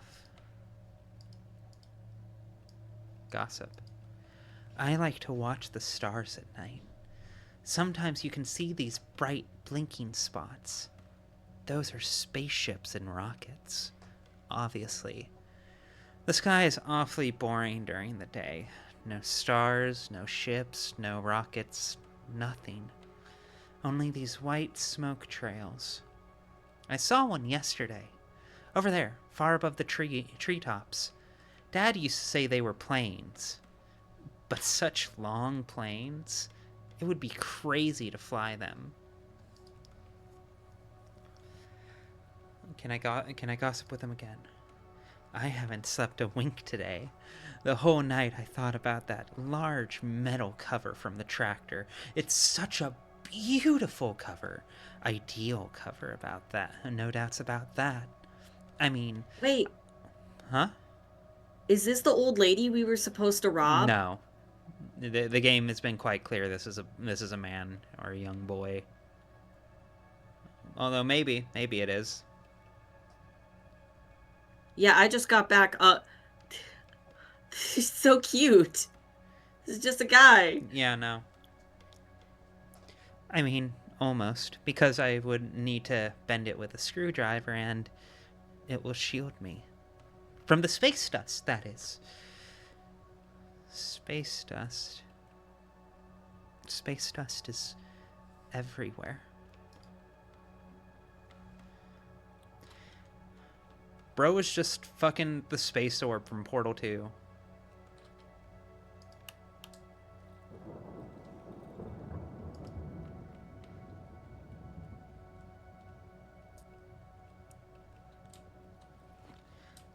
It's just a little boy who wants to go to space. I'm sure this will in no way come back to bite me miserably.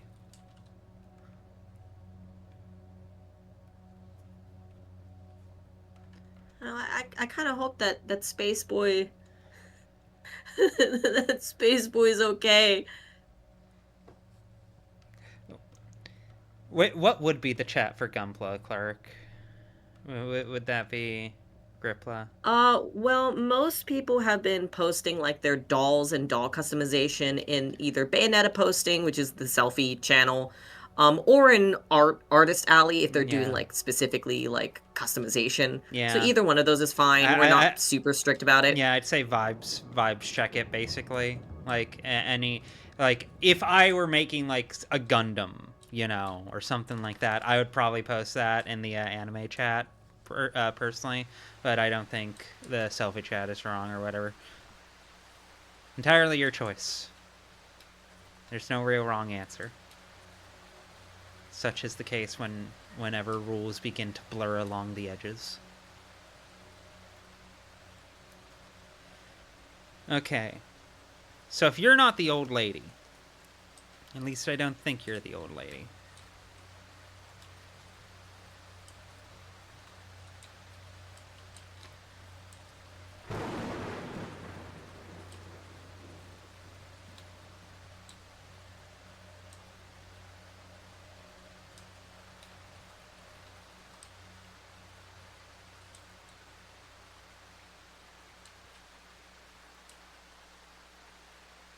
Okay. Now, to try and remember where in the fuck I left that rear view mirror.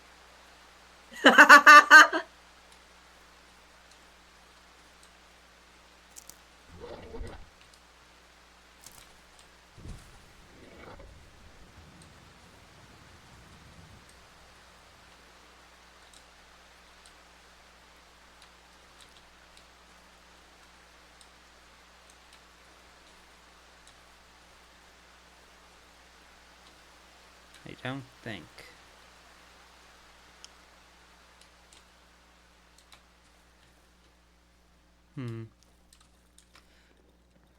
I am quite curious the extent to which progress retains, because it does feel like most of the things I kill stay dead. Outside of night, it doesn't feel like... Oh, dead rats. Okay.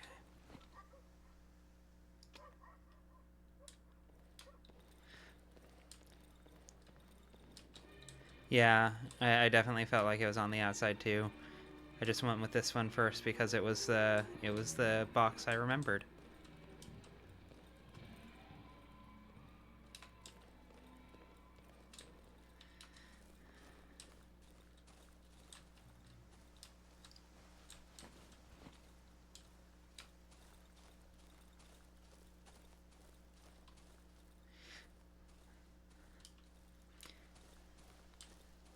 I need to find the rear view mirror in my rear view mirror.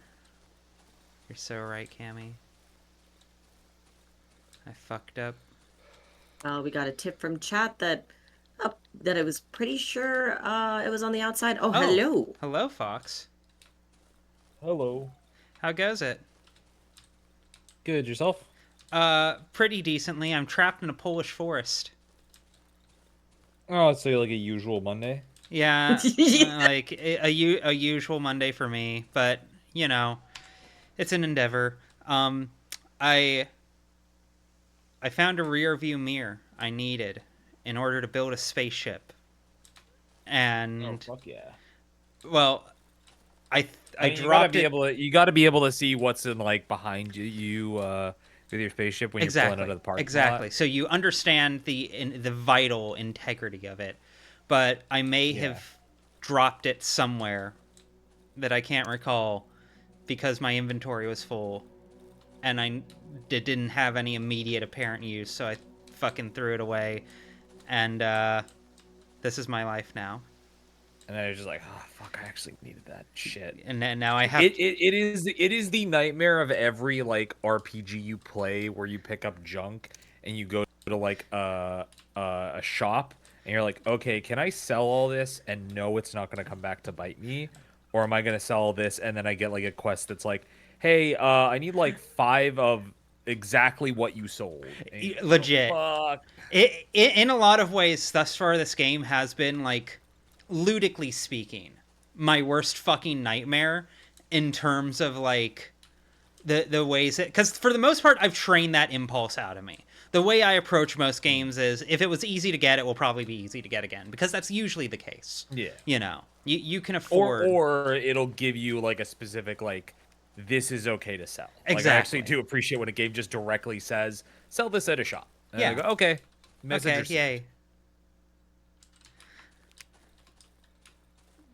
This game, I was mentioning it in chat earlier, it is hilariously ADHD unfriendly because it relies very much on the player's ability to not only remember things, but intuit things that are otherwise communicated very poorly on purpose. Like, good luck figuring out where you are, because you've got a map technically, but it's drawn, and like you can't. This is the map you've got. I don't know if you're looking at stream right now, Fox. It's Hollow. Yeah. It's Hollow Knight. It's Hollow Knight when you don't use the pin to tell you where you are. You just have to intuit like locations. That's the right vibe, but in many ways it's worse because even Hollow Knight, you can look at the map and be like, okay, I have a sense of the geography. I have a sense of how things are laid out. This is just like a vague abstract. This is like one step above that famous Bloodborne map that the fan wiki drew for the forest. And it is just a big circle, and it just says snakes in it. Yeah, there we go. Yes, correct. Exactly. That I feel like I'm in Snake Forest. That's been this entire fucking game. With no direction. How have things been with you, Fox? Doing good. I beat their Requiem that came out. Oh yeah, no, I've heard a lot of good things. Did it live up to the hype? I really liked it. I really liked it. It is a Resident Evil game, so the best part is kind of in the first half. As per tradition. As per tradition, it's just kind of how those games are designed, where it's like the further you go, the less like you can hold that retention of fear as you build a resource. Yeah. But that first half with Grace is exceptionally done, and I was like really impressed by the designers and how they reworked a lot of the AI. Like they were really cooking with this one, and the back half isn't bad, but it is like okay, my favorite chunk is in that first half. But again, that's just standard experience with Resident Evil games since like 2. Of course. Because I was thinking about it today, I was like, I actually can't recall a mainline game where my favorite section wasn't the first area. You see, now I'm internally arguing with myself about whether I prefer the village or the castle from RE4. It's Village. Village's so good. Like, the village is really good. Don't get me wrong. I'm not contesting that, but I really love... The gothic atmosphere of the castle is quite nice. The gothic atmosphere is really good, and, like, when it pulls itself together, like, and you look back on how many iconic set pieces were there, like, the maze was there, the dog maze, the underground being hunted by Salazar's right hand. I'm blanking on its name, but, you know the thing. I know what you're talking about, but I forget what it's called. The Salazar Mecha. The Salazar Mecha. But the counterpoint to all counterpoints, the village. Where's everyone going bingo? Like, that's really great. That's really good, but... this is the other side of it, is Salazar, I think, is a much better antagonist than the chief of the village, who does fucking nothing. He shows up to menace you twice, and then he fucks off. I kind of compare them both kind of in the same sphere, but I kind of get the argument for Salazar over him just because he's like an actual spoken role. Yeah, and like Salazar's hard to ignore. You a bitch. Anyway, see ya. And then they like comes back. It's like, oh, you piece of shit. Why won't you die? Yeah. Okay. Though I suppose that kind of works against him. Go ahead. That kind of works a little against him in some respects because Salazar is extremely silly. Like he's, very... I'm not saying he's more He threatening. literally leaves his first like cutscene going dee. He like literally like jumbles out of. Yeah, no, like he's definitely not more threatening. I'm not contending that. But also I think he's a better villain because he's so pathetic, because he's so annoying. He inspires more like involvement, you know? It's easier to feel strongly about him on a personal level than the chieftain of the village, who even now, after having played that game like 100 fucking times, I'm just like, yeah, this fucking guy, fuck him. Like that's my relation. I want to shoot him. There we go. That's my entire emotional relationship with him. Whereas with Salazar, it's just like, point is, I think his boss fight is more interesting personally. I think I'm more personally invested in his boss fight than I am Salazar's. I really like the Salazar boss fight. That was genuinely going to be one of the strengths I bring up. It's like I like the chieftain boss fight. It definitely feels very claustrophobic in a potent way. I really appreciate it. Yes, please give me a screenshot where I left the mirror because I'm not going to find it. Entire time. Yeah, and that's definitely one of its drawbacks, but also, like, it's very involved and very frantic, and there are also, if I remember right, there are ads in that fight, right? The bugs show up. The one with the chieftain, Mendez? No, Or Salazar. Yeah.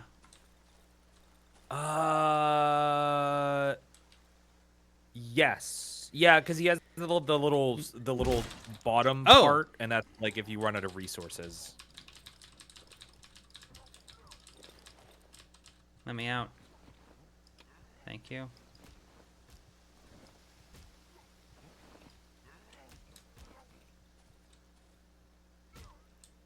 The Salazar boss fight can either be very intense or hilariously short, depending on whether you decide to just obliterate him with high-powered weapons.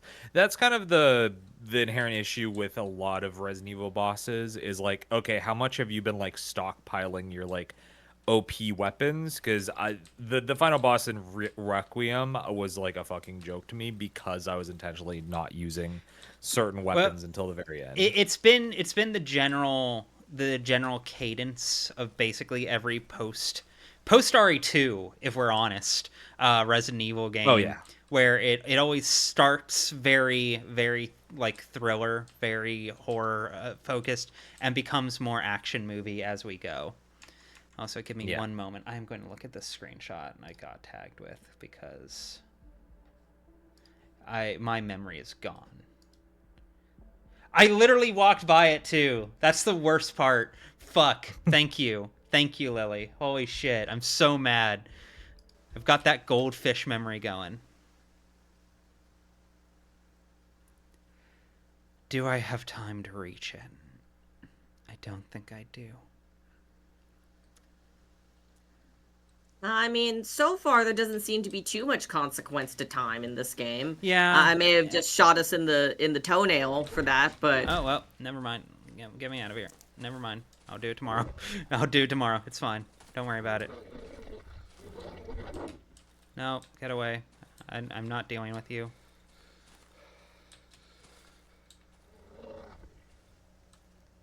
Get pathfinded, idiot.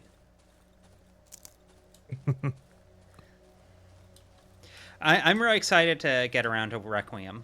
I was about to ask if there's been a bad mainline Resident Evil game. I guess there's 5. 5 is probably the bottom, right? Unless we want to count 6. 0. 6, I don't know. I'm more forgiving towards 6 than 5. 6 at least has good action gameplay. I'm the exact opposite. That's interesting to me. Opposite. I'm way less forgiving of 6 because 5, it's like, okay, like they're coming off of like, you know, their best game ever, and they're trying to kind of like, you know, capture lightning in a bottle. And there's moments in that game that are like pretty interesting, and I think it's also they were trying to like get the co-op experience going, which also, you know, they carry over into 6. I've heard people say 6 is a much more enjoyable game if you have someone there couch co-op. I'm just not going to go through that with someone just to check because any time I've been like, you know what? Let's give 6 another shot and see how I feel. I play about 20 minutes and I go, I hate this. I'm not playing more. That is quite fair. But I don't know, like, let me see. 1 second. I need to. But Resident Evil as like a series has like a pretty high success rate. Obviously, experience may vary. Some people really don't like the direction it's gone since 4. Yeah, there's no accounting for personal taste as the ever. Iterations. Like looking back on it, like I actually like 7 a lot more on reflection because I really liked it afterwards. But I was like, there was kind of like a period where I'm like, that was a pretty good game. But now I think back on it, it's like there's a lot of memorable moments in 7. Yeah, like, no, that's almost kind don't of even how I compare. felt. 7, I didn't love that much in the moment of playing it, but after I finished 7, I turned back around and I was like, I actually fucked with most of that. I The thing actually that was really on really board with a lot of that. the thing that really struck me with 7 is that 7 was really sad. Like it was Hmm. heartbreaking. Like nothing that happened to that family should have happened. Like Yeah. which is a tone I don't think really happens in a lot of Resident Evil games. Like a lot of Resident Evil games don't get sad tragic. No, not really. It's more of like, oh, that's a bummer that guy got like murked. Shame about Lewis, isn't That it? dude was cool, Like but he kind of deserved it, yeah, but also literally. shame, isn't it? But yeah, like outright like tragedy where it's like, damn, the Bakers kind of got fucked over there. That sucks. That's rough, buddy. Nothing really like that. Yeah, no, not a lot, not a lot of rough. That's rough, buddy. Oh, does that work the way I think it does?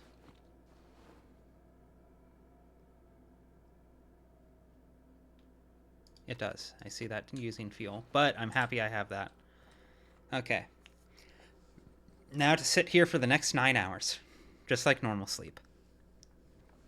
Yeah, just sit back to the wall corner. Back to the Can't wall get me if I can corner. see everywhere. Knife pointed at every doorway. Several bear traps.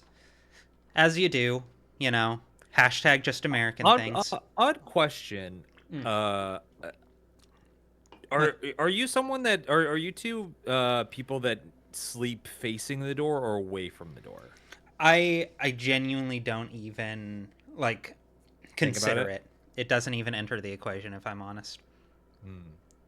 I feel for some reason I prefer my back towards the door. Like it's not a huge deal, but I find a lot of the time I definitely prefer sleeping facing towards the wall, if that makes any sense. Yes. No, 100%. Like I don't want to say I like claustrophobic spaces because it's not that quite simple, but I like feeling like I'm in an enclosed area. I like knowing that I have something solid in front of me. Into the cushions. Yeah, I'd rather that than the edge of the bed where it feels precarious and like I might fall over and fucking die.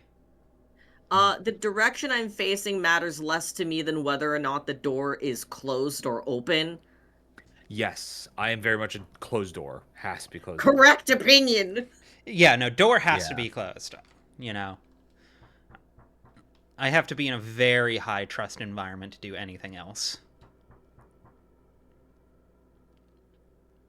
Like, the door is open and I'm fully convinced there's gonna be demons coming in through that door. Like if the door's open, you think you're going to be spending a night in Darkwood. Exactly. Yeah, they're about to take me away. We do have Wait. Back at my more demons. Oh, they're there at the window.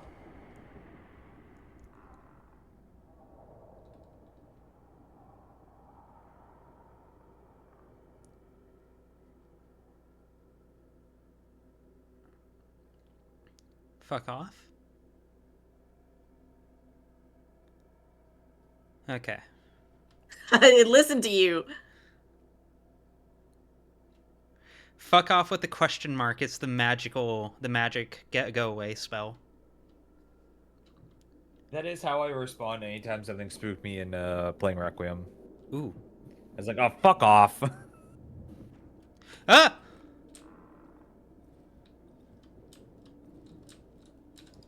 stop that.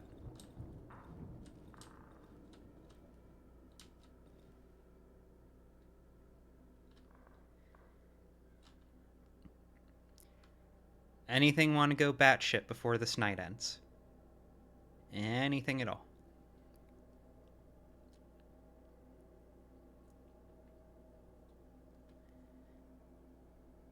Okay, cool. This might work out.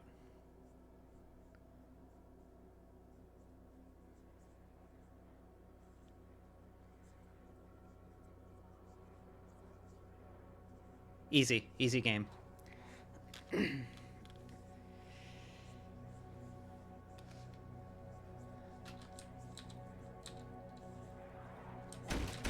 Ah!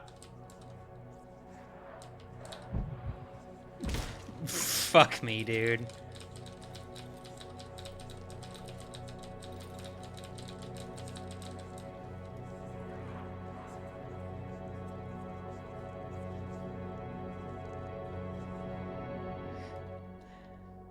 I couldn't get out that night without fucking cell phoning. Give me my fucking scrap metal. You're damn right I'm back at full health. Nothing happened. You all missed that. Nothing ever happens.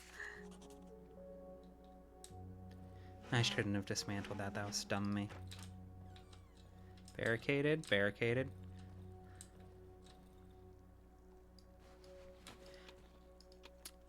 Huh. Hey, buddy. Trade. Okay, I could get a flashlight now, but now that I've got this lantern, it feels utterly outclassed. As in the lantern's better, or the flashlight's better? The lantern is better and I believe cheaper. The flashlight would probably still be useful, but it's one of those things where I don't know if it's useful for the amount of resources it costs relative to what I already have. It feels like the equivalent of, like, you can stick with the +2 sword you have, or for all of your gold you can buy this +3 sword, which is objectively better. But you want to spend all that for just like 1 point. Exactly. Exactly. Well, first things first. Give me the scrap.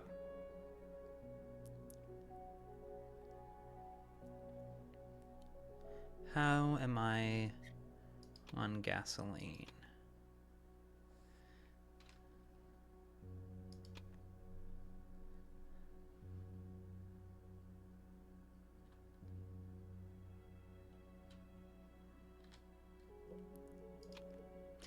I should have asked, do you know anything about this game, Fox? As a matter of fact, I'm gonna take a moment and move Not you a over. lot. I know a lot of people have like spoken very highly of it. I dabbled in it, but it didn't click for me when I played it. It's one of those games like, maybe I'll take a swing at it in the future, but Just kind of one of those pathologic type games where it's just like, this seems A very little cool. I really respect what it's doing. Not really in the mood to play it right now. exactly. It's like maybe the mood will strike me at some point, but I will absolutely say, and this is by no means me like committing to this, needless to say, but like this would make a phenomenal fucking video. Or like I would be able to make a very good video out of this game, even if it was like a sub 1 hour thing. Because like yeah, because that's where we're at now. Is like, a little cute little video is like, it's like a sub an hour. Yeah, that's what we've reached. Do not ask me how long the horror spec video is. It's the normal length for video essays these days. Yeah. It's the power escalation, the power creep of video the essays. arms race. Here's hoping the horror spec video turns out to be like the fucking like the czar bomb of video essays, where it's just like, okay, I think we've gone past any point of reason. Let's begin reeling this in. Well, I mean, we already have people like fucking Quentin reviews doing like Oh fucking yeah, no, of 11 course. hour videos. So I'm naturally being facetious, but also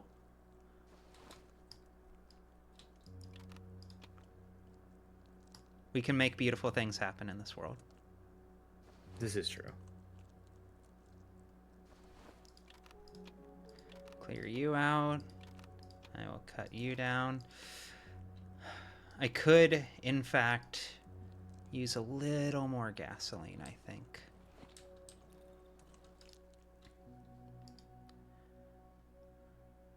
Trade.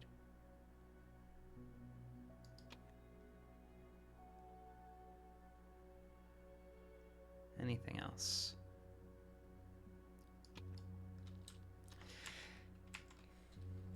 Yeah, no, I've been quite in love with this. I do think tonally this is fucking phenomenal.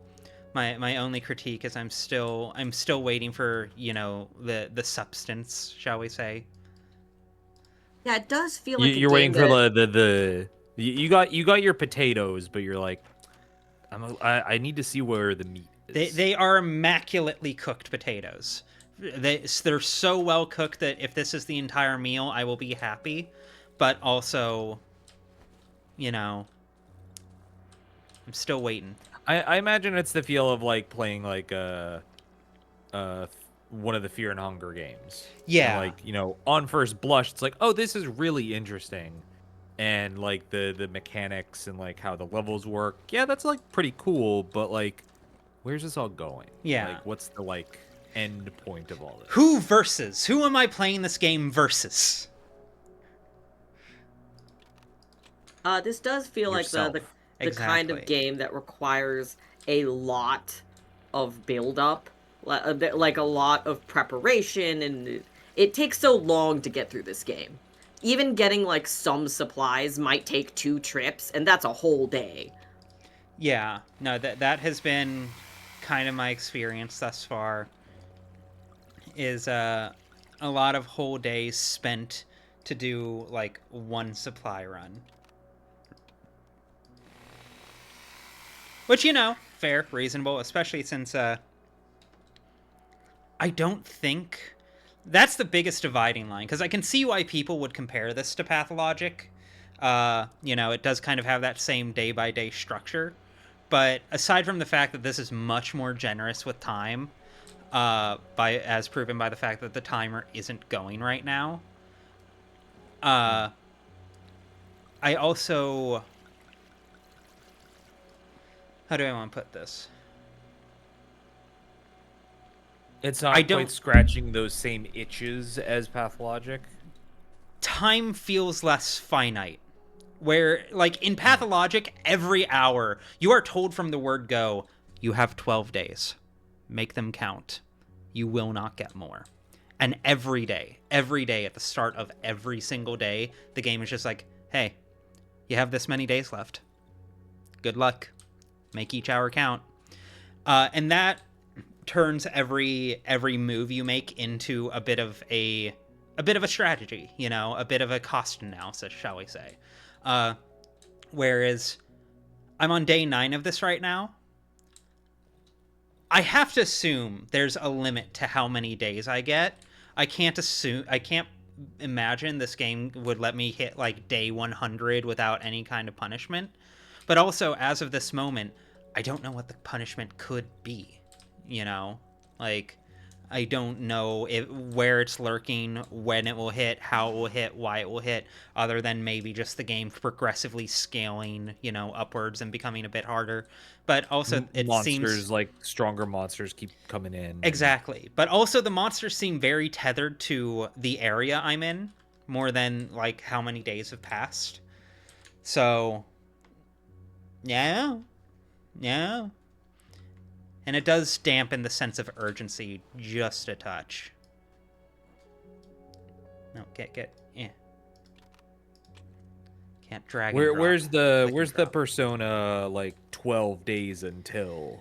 Exactly. I need a little thing in the top corner that's there at all times, telling me that I have exactly this many seconds left before the game gets mad at me. Otherwise, I will cry. we did have an audience member mention that there are certain events that are time locked that you can miss out on, which does give it replayability value, but also from the looks of it, whatever we've missed so far hasn't killed us. Yeah, that's about the size of it.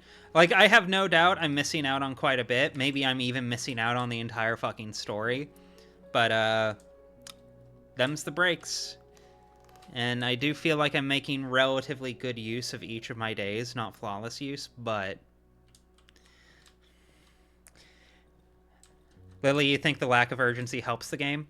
Yeah, no, I can see that. It definitely does create a very specific tone where, like, in contrast to Pathologic, which of course is the thing I have to compare this to, whereas that has that doctorly kind of like, there's people I need to be helping. I need to move. I cannot be here. I'm wasting time by virtue of having this conversation with you. Whereas here, there does feel there's almost like a temptation towards stagnancy, a temptation towards you could just stay in the familiar. You're just stuck in the woods. Yeah, it sucks. Yeah, it's miserable. But you know what? The devil you know, right? The devil you know. Don't you want to spend more time with the devil you know?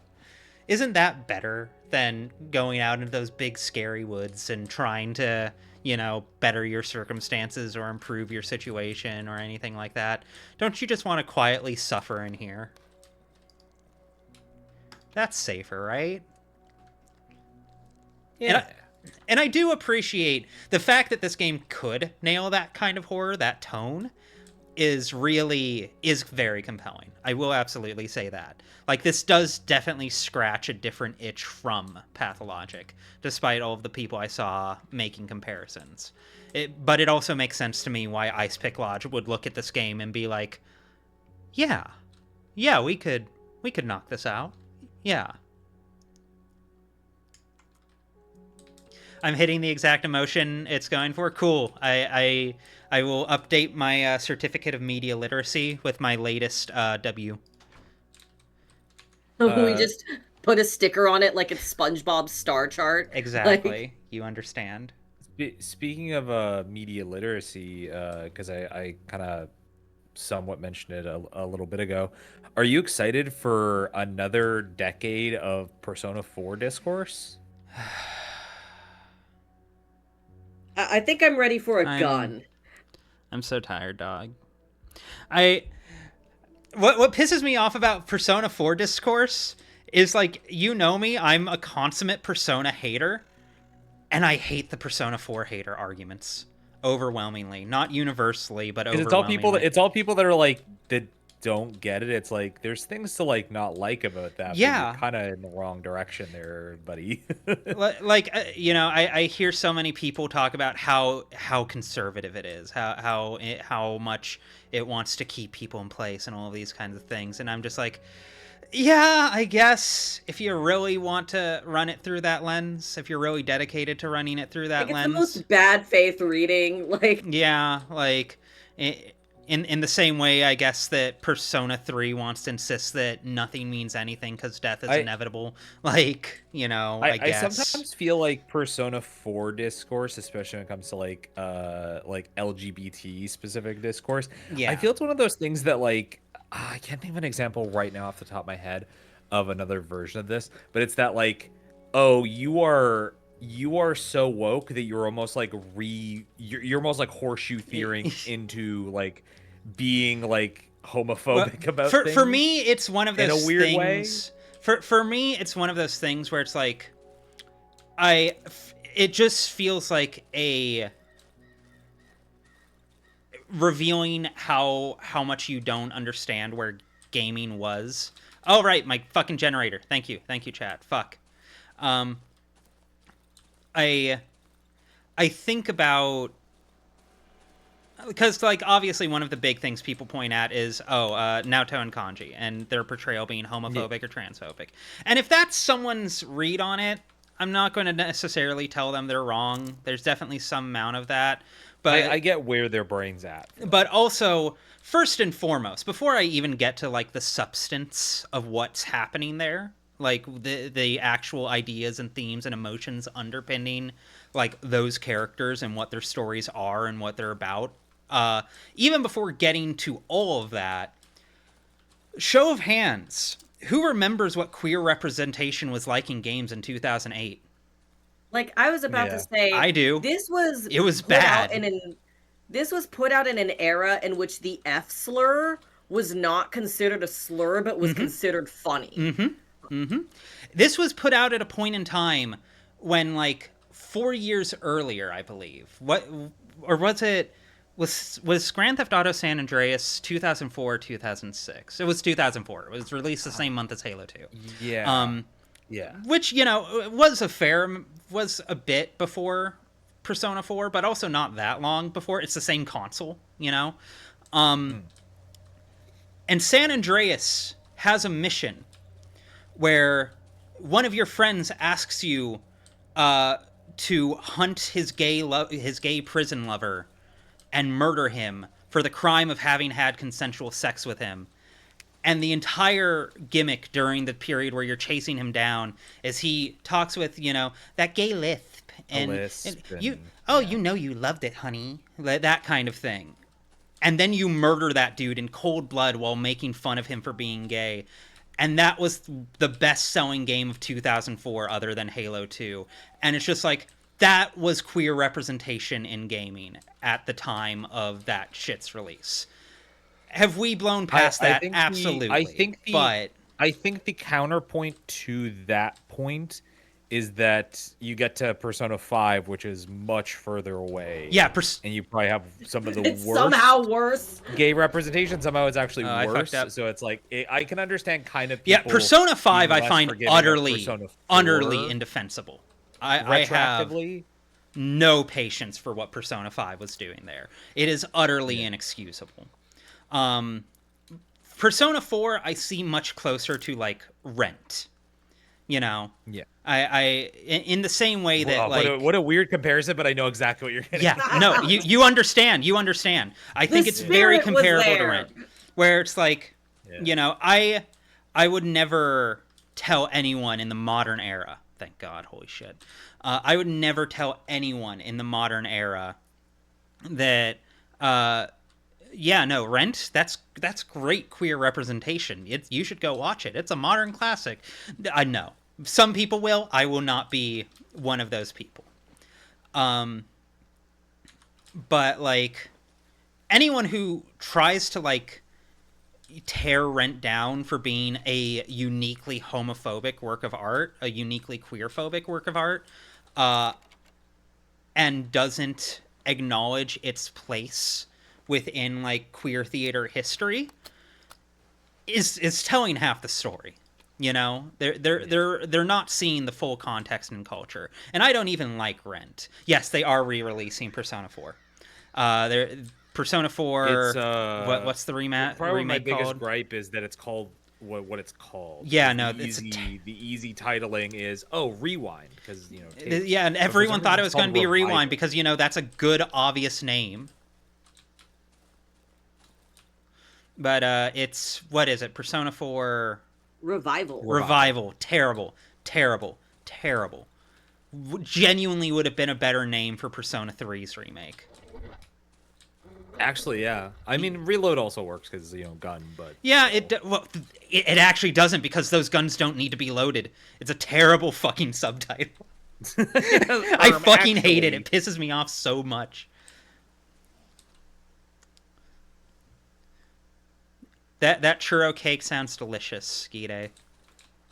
No, but, don't. I was gonna say about the Persona 4 stuff as someone who loves like Persona 4 is my personal favorite. Granted, it's the first one that I like really got into, so I have like a strong attachment to it. Yeah. I honestly look at the like Kanji and Naoto stuff in a different light, especially in contrast to people that are like, oh, this is homophobic, it hates gay people, it doesn't want to acknowledge your existence, blah blah blah blah.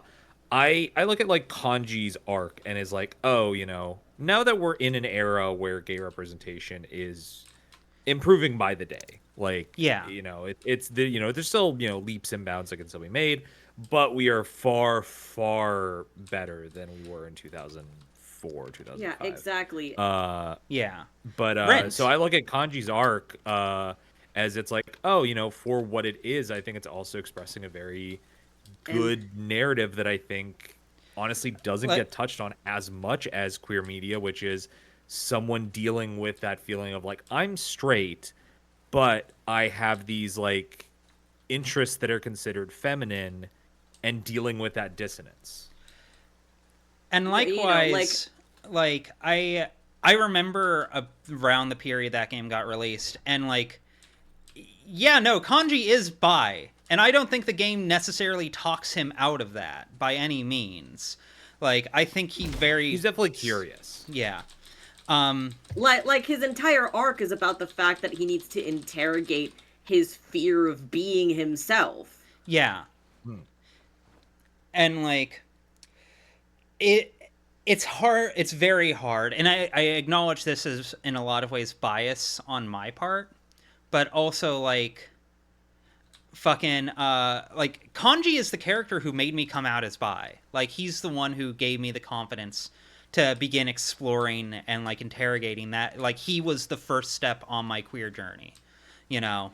Hmm. And I'm sorry if that can inspire, if Kanji can inspire in 2009 a 18-year-old kid to begin to seriously probe their sexuality in that way and interrogate who and what they are in the spirit of openness and self-acceptance, then no, you're wrong. It's not a story about pushing yourself in the closet. It's objectively not.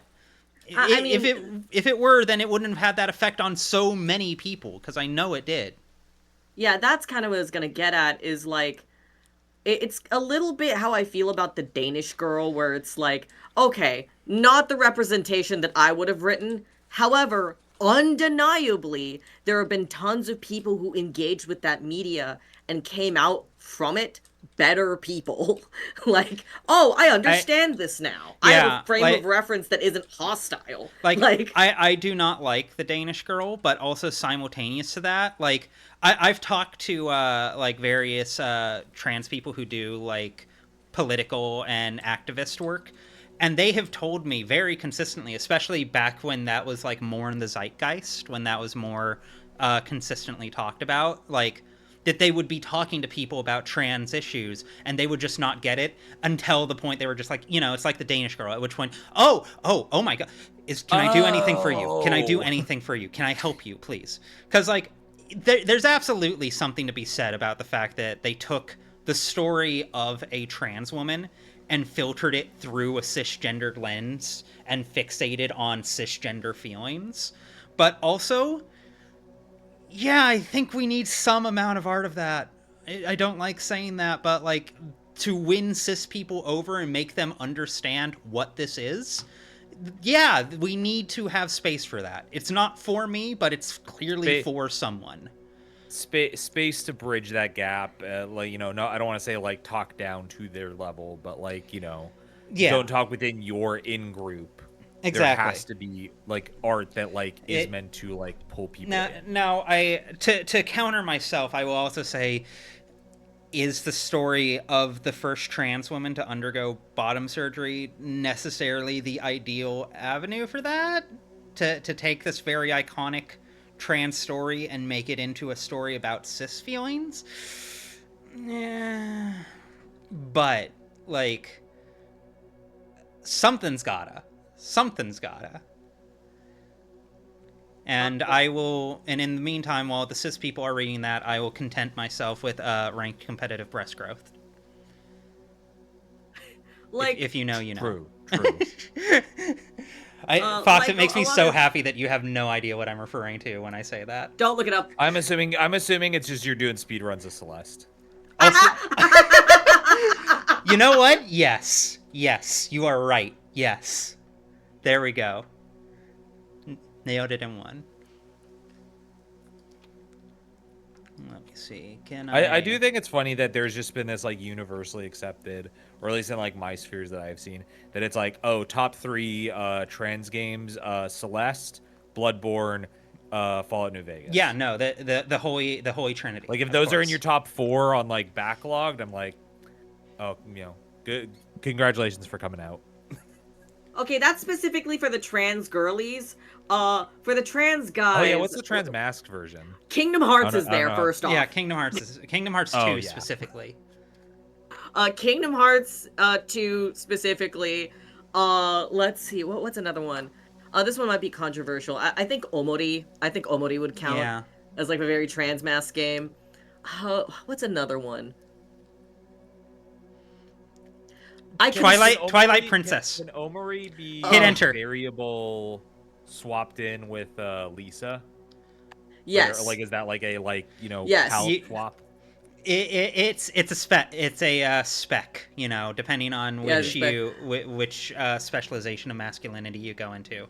If you're a twink, you prefer Amori. If you're a bear, you prefer Lisa.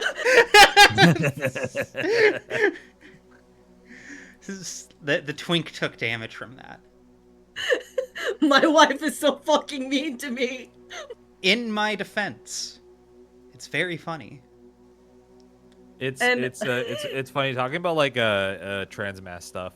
I have a friend that's a trans mask. Like they've not started anything in terms of like treatment, like medical. I don't know how to phrase it. Like taking HRT. That's the word I was looking for. Like they're not going through any HRT at the moment, but they are like more or less identifying as yeah, male. of course. Yeah. And they are like in real time reinventing toxic masculinity, and I'm almost kind of impressed. Where I'm just like, damn, you are like reinventing this from the ground up. That's crazy. Many such cases.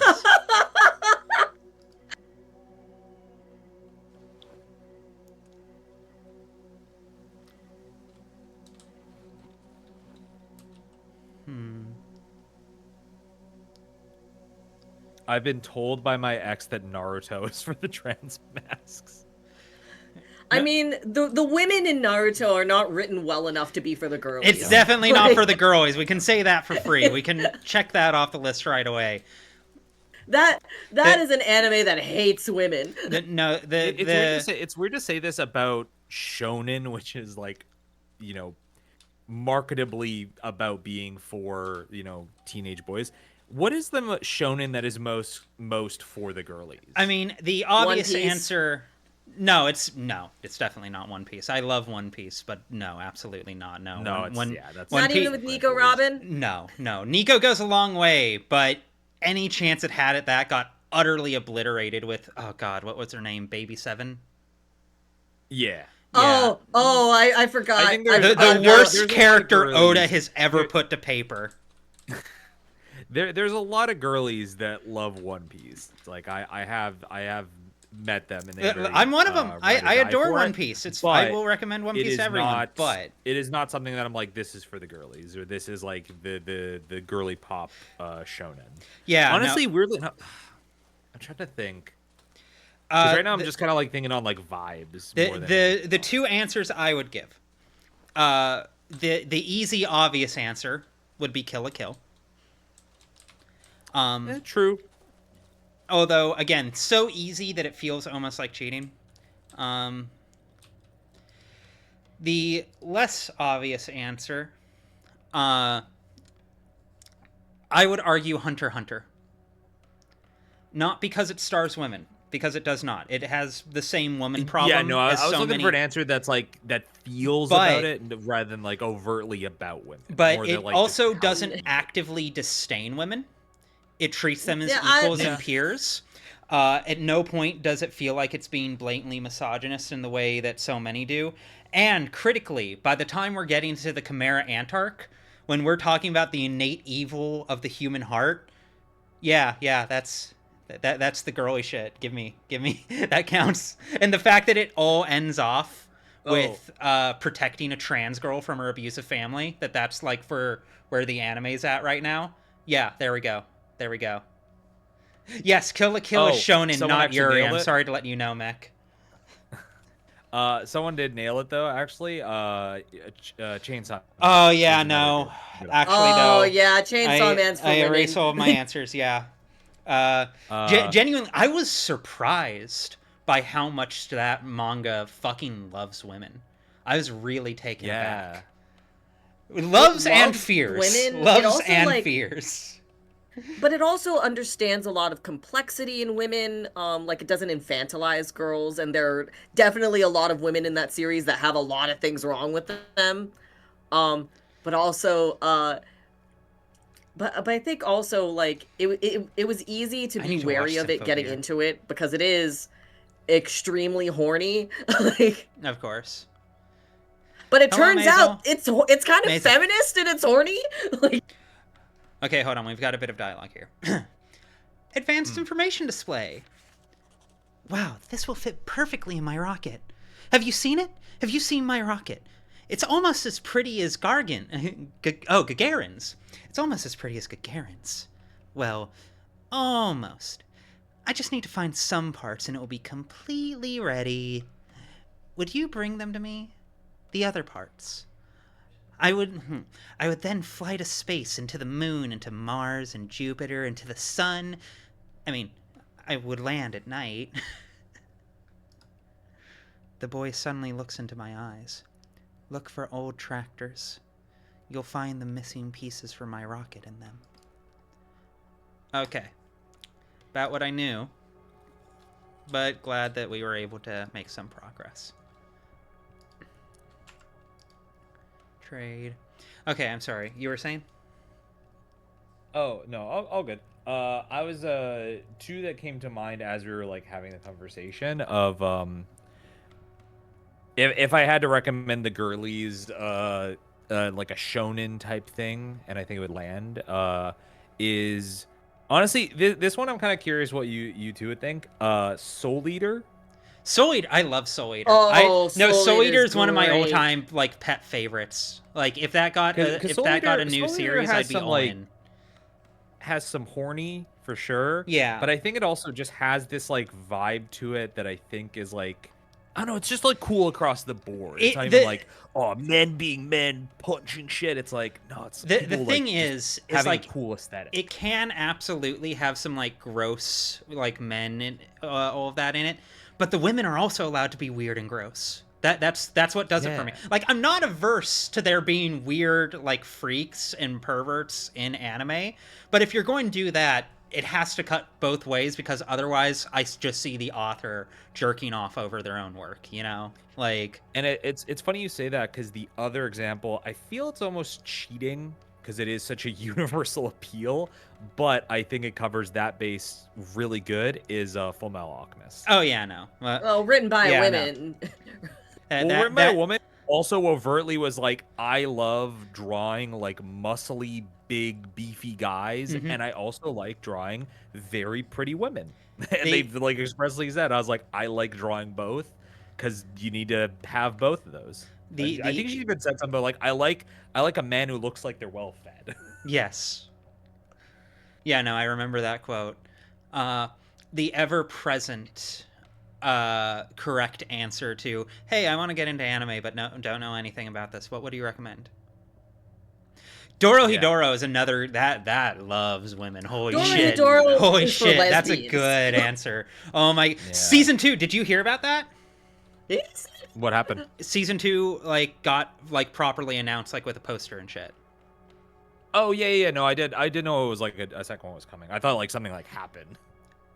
I think they might have released a teaser. I know there was some big information relatively recently. Right, give me the map.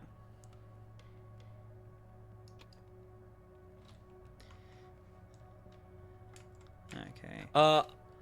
I don't know if I'd quite say it's like quote unquote hashtag girly pop. I think like Freeren's also another good. I still need to watch that. I've been led to believe I would be very, very anormal about it.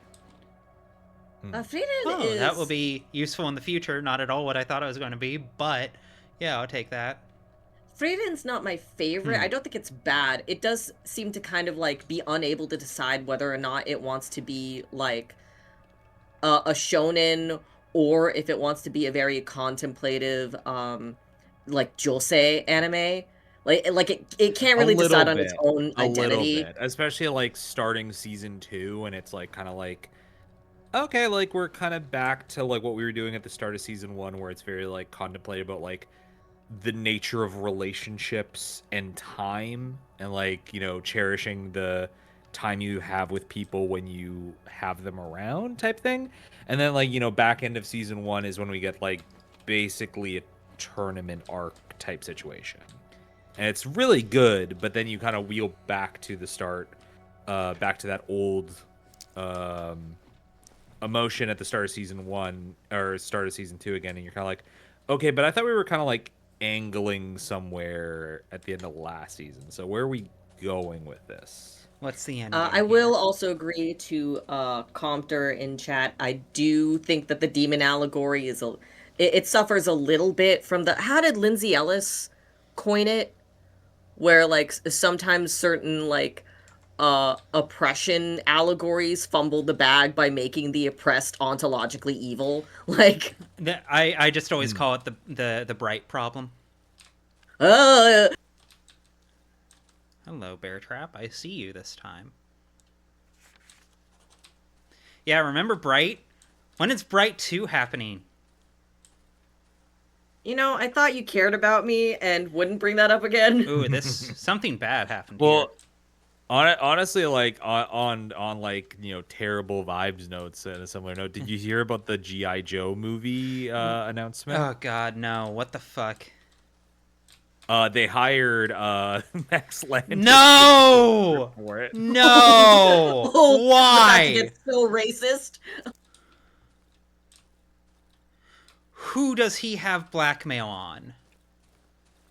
Well, to what I heard, because I'm not familiar with like this like studio, and also for some reason they're developing two separate treatments. One of them from Danny McBride and one of them from Max Landis. It's like I don't know if they're like doing a competition or two separate movies for some reason. Let them kill But each from what I other. was seeing, the it's either the owner of the studio or the owner of the IP is kind of known for like rehabbing or basically people that are just like known sex pests. Like they'll just like fucking like, yeah, you can come work here. This is gonna suck for women. Yeah. Well, you see, that's the trick, is if you just don't think about women in any way, shape, or form during anything you do, then that's a problem that takes care of itself. Big O is for T couples. Yeah, no, that's true. That's true. Yeah, I'll co-sign that. That is one That's the that T I've for been T told Mecca. multiple times. Anytime like the Discord server has like thrown on an episode is like, oh Fox, this would be like your favorite thing You would ever if fucking like, love Big O. watched it like 10 years earlier. Because every time I see it, I'm like, oh, this has like really cool like Batman the Animated Series vibes. It's really And I sick. like it, but I've just never sat down and like committed to watching the whole thing. But every time I've seen an episode, I'm like, that's sick. It is really sick. I think you have a great time, and it also has probably one of my favorite companion characters of all time, like Dorothy. Oh, the girl. Oh. Yeah, Dorothy. Yeah. Oh, my dream woman. No, she's awesome. I didn't think this through quite enough. We love a monotone android woman. I should also get into fucking Lupin the Third chat. Fucking. Oh, that's where I'm like the I opposite of watched you, the where Castle of Cagliostro, and Lupin's that ruined so my cool. brain.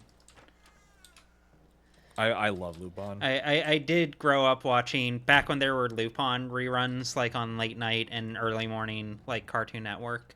I did watch the shit out of that.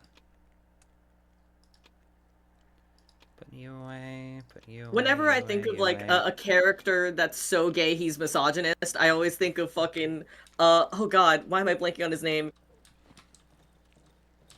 One of the Lupin characters? Yes. Fucking hat.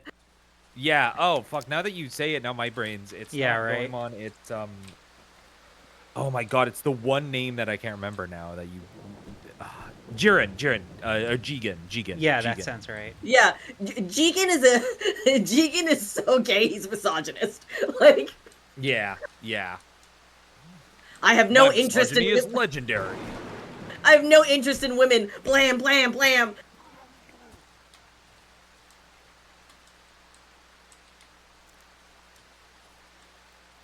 Yeah, I was trying to remember like his name by trying to remember the movie title that has his name in it because there's that like run of movies that are like dedicated to like one character. So it's like Blood Spray of Goemon, Jigen's goddamn it. Grave. I forget what the Fujiko Mine movie was called, but Woman Named Fujiko, the anime. Honestly, Ruby, that's what you should watch. Is just the series Fujiko called it Woman does feel Named like I am the Fujiko. target audience. It does feel like I am being marketed to specifically. Fujiko's with Lie. that. That's the movie. Fujiko is also my dream woman, for no reason in particular. Oh, she's awesome. Redhead woman that's just gonna steal my shit. Can I not and pull leave. anything Yeah, out of this? I've Oh, done I it gotta get before. out of here.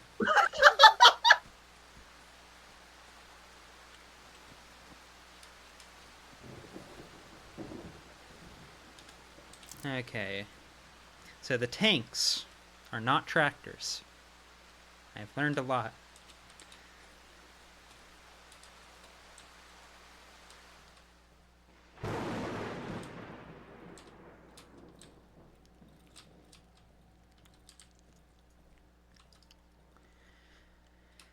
Okay. Fujiko's entire character concept is we support women's wrongs. Legit. Unironically, yes.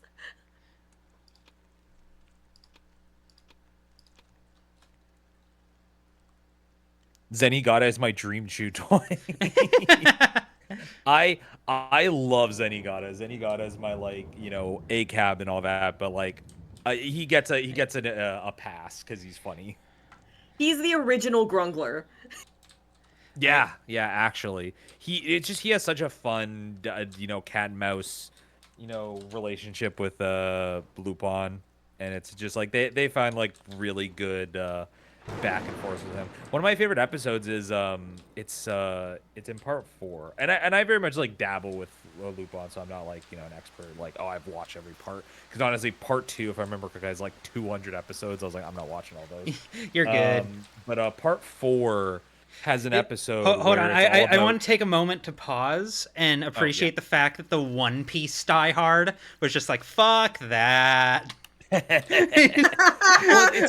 it's 200 episodes of like a series that is non serialized, like it's just like one-off episodes, and it's like, oh, when you're working with like 200 episodes of like non-canon stuff, it's like a grab bag of like, this could be really fun, or this could be just like tiresome bullshit. So it's like, do I No, I want to get sit it. through all that? Not really.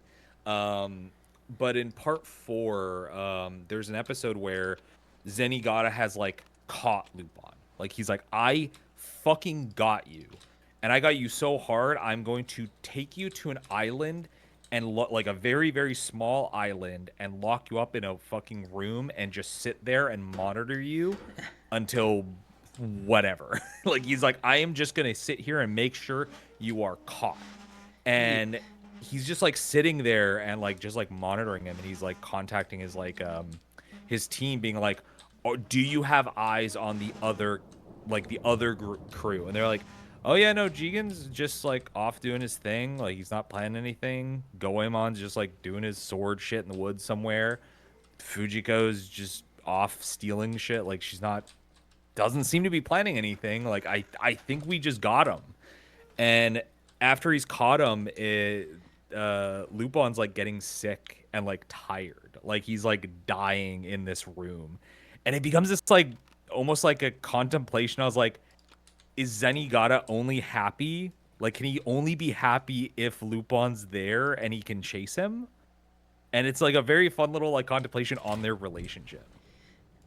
The spectacular thing is that I'm pretty sure that isn't this like a part of the plot of like Lego Batman? Yeah, I was about to say it's like it's got some real Batman Joker vibes, but if Batman were like a complete buffoon.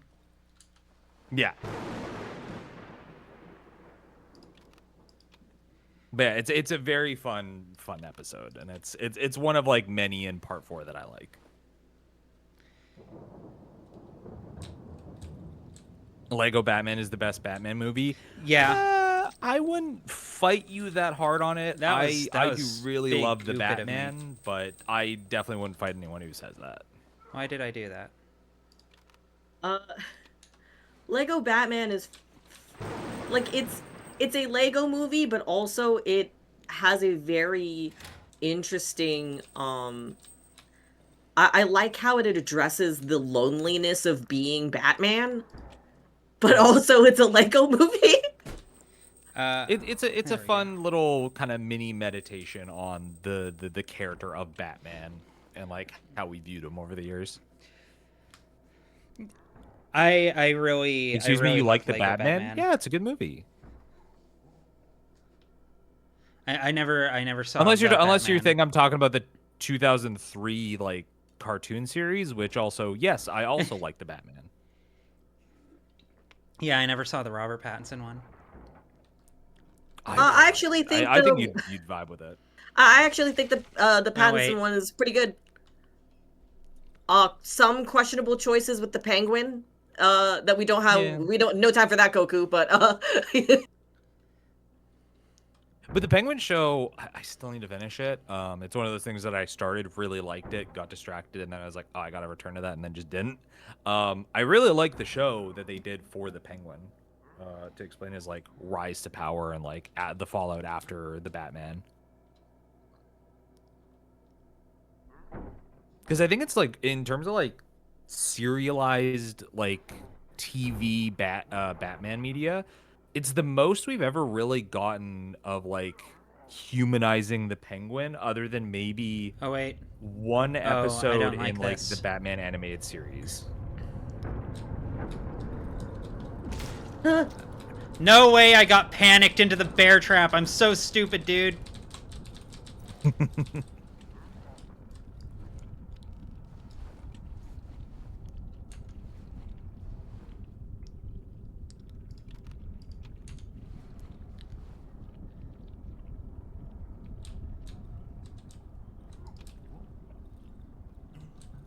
Oh, great.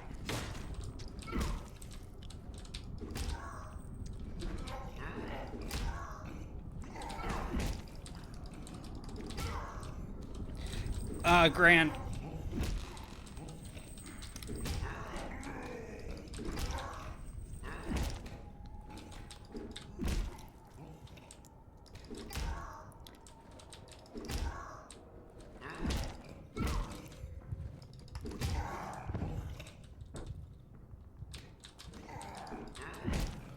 I fucked this up real bad. God damn it. The worst anybody has ever done it. Hi, Cammy. Give me 1 second. I will unstack y'all. Hello.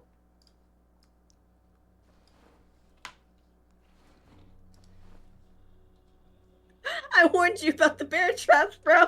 I told you, dog. I told you, man. It keeps happening. I regret using these bear traps at all. I have been their most frequent victim. I should have just put everything into buying a gun. So mad about that. So fucking mad about that, dude.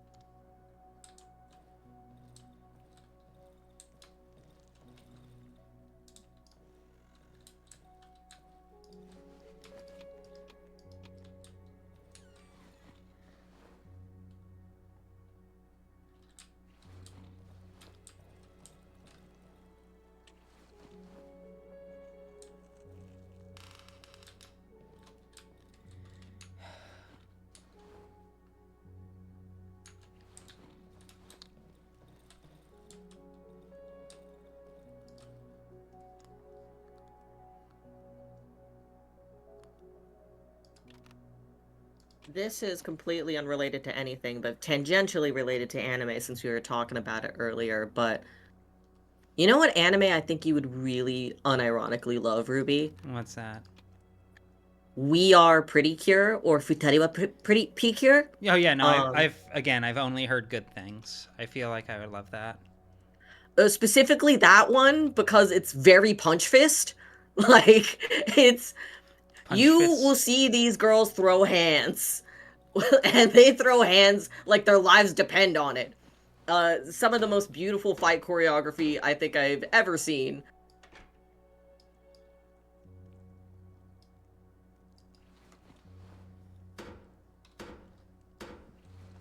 Yeah, no, I've heard a whole lot of good things. There was a Wachowski Speed Racer movie? How do you not know Have this? you never seen that? No, I How have do never you not know this? Wait. Holy shit! Did you? I am wait. chaining Wait, you did you down know and that there forcing was you a to watch Speed it. Racer What? movie?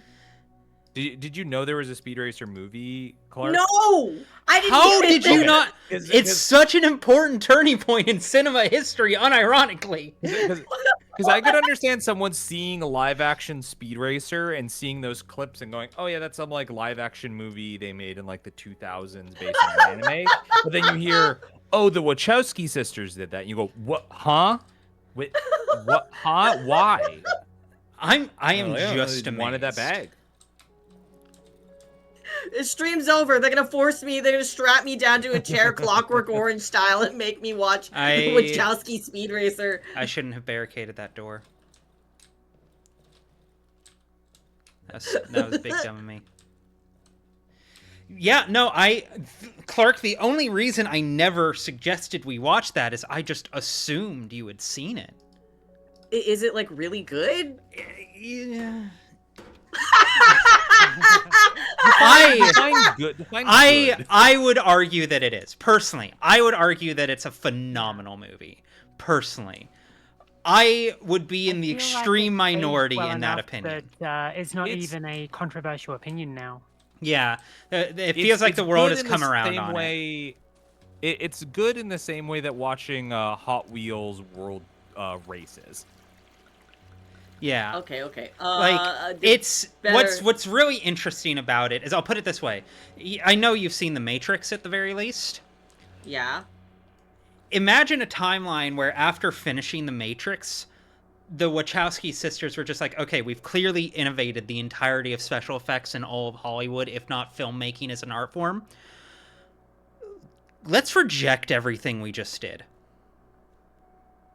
Let's be huge sellouts. No, it's not even sellouts. It's not even sellouts. It's specifically saying, what if instead of trying to maximize the level of visual fidelity to make everything look realistic, what if we, in proper, the fact it's super cartoony, in proper German expressionist style, in proper cartoon style, cranked and oversaturated everything as hard as we could take it? What if we use special effects not as a tool to create like things that are realistic and verisimilitudinous, but instead use special effects as a paintbrush and film as our canvas? No, I can do you one better. I can do you one By better. all means. What if after doing The Matrix, revolutionary movie, blah blah blah, the Wachowskis were like, damn, yeah, we really did good work. And then they look over and they see Robert Rodriguez making Spy Kids, and they went, man, we're fucking stupid. Yeah, we didn't have to try nearly this hard.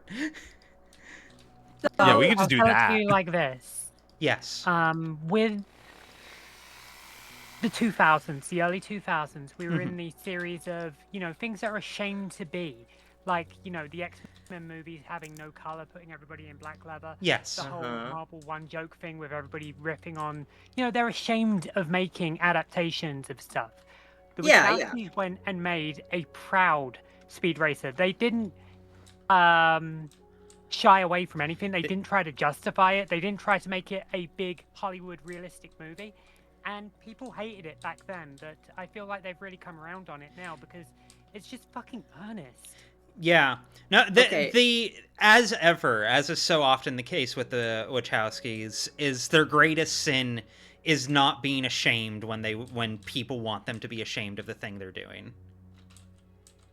Okay, so My question is, because you've painted a very good picture of like the stylization and the approach to the movie itself. One of the many anime that my father forced upon me was in fact Speed Racer. He's a Speed Racer Yeah. fan. And also a little bit of Clark lore, tasty Clark lore for chat.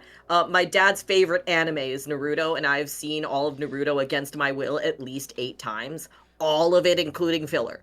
So I'm very familiar with a lot Clark of. can do all of the handjutsu signs. Unironically, yes. You want me to do? You want me to do some shit right now? In Where's my alphabetical order. camera? Okay, a Japanese alphabet or English? Both. So that aside, another one of those anime that he forced me to watch on repeat was Speed Racer, and I'm not sure how many people are familiar with the Speed Racer anime. It's bad. I say this as someone who I'm familiar in concept. Yeah, I grew up watching the Speed Racer anime. It wasn't like my Oh. favorite, but like yeah, no, because I grew up in the era of like Boomerang being on Cartoon Network. Those who know. And so like I grew up watching a whole lot of retro cartoons. I've seen all of the Hanna-Barbera shit. I've seen all of the classic cartoons because it was Cartoon Network back when that was literally exclusively cartoons. And one of the things that was on pretty consistent re-airs was Speed Racer. So I watched the shit out of that. Okay, and I have a so- lot of warmth and nostalgia for it. So bear that in mind when I say that it's fucking terrible. You shouldn't watch it. So that means you're fully aware that Go is a piece of shit. Like, Yeah. he is an asshole. And so the actual question I want to ask is, I'm not expecting it to, you're saying that it's very much like a real anime movie, like it's very animated and out there and unashamed. Does it, like, how much of a Speed Racer movie is it? How much of Go are we seeing in this Go? Is he the kind of person who like hates women and like is just like, no, I don't give a shit about anyone except me? Like, It's hard to say because it's been a while since I've watched it, but I remember it being relatively tame. But also, it did still feel true, you know. Like he's definitely a self-interested kid, as I remember it. Put that away. Put you away. Okay, I have Hellwood. I have Hella. Okay.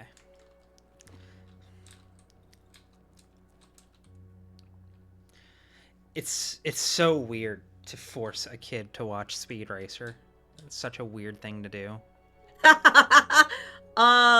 yeah, some other anime I remember watching that my dad specifically wanted me to watch. It was Naruto, Speed Racer, Sword Art Online, and this isn't an anime, but I feel like it has an honorable mention. But he really wanted me to get like super into G.I. Joe. Gundam. We watched a lot of Gundam together. His one good opinion, although I know he His liked one it for the wrong opinion, reasons. but also like the but also my dad didn't get the Gundam. kind Like, of you guy who understand. thinks Char is the coolest, unironically. I mean, he's not. Oh, honey. Look, Char is great, but like he's also the worst. Like, No, but you can think of villain. You can, like that's like saying like, oh, you know, like Light's a cool character. I'm not saying I agree with him. I think he's interesting. Like, don't get me wrong. Char is very cool. Perhaps that's the better way to phrase it. He would view Char as aspirational. Yeah. Okay. Yeah, that's. I knew that's what you were getting at, but I was like, I don't know. I think Char's kind of neat. Like I've not seen a lot of. He's kind of neat, and if I had a gun, I would shoot him repeatedly. Yeah. Your dad is literally that meme image that's like, oh, cool robots. Unironically, I cannot stress this enough. He is the cool robots dude. He is the guy who saw Liberty Prime in Fallout 3 and was just like, yeah, fuck those communists. You know? That's who we're talking about right now. The cool part about my dad being such a weeb, though, is that it does mean that I got access to a lot of really cool content that other kids weren't allowed to watch at that age. And I was exposed to like Ghost in the Shell really, really, really early in life because my parents just didn't care what I was consuming.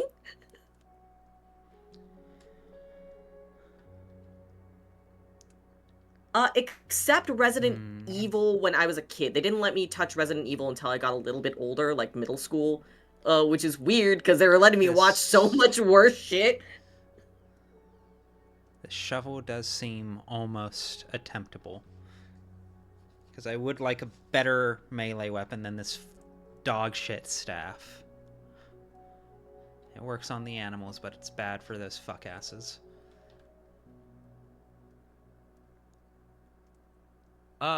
Just because I ended up mentioning Light earlier, I posted this I think I posted this on Blue Sky the other day. Have any of you rewatched Death Note all the way to completion recently? Not relatively.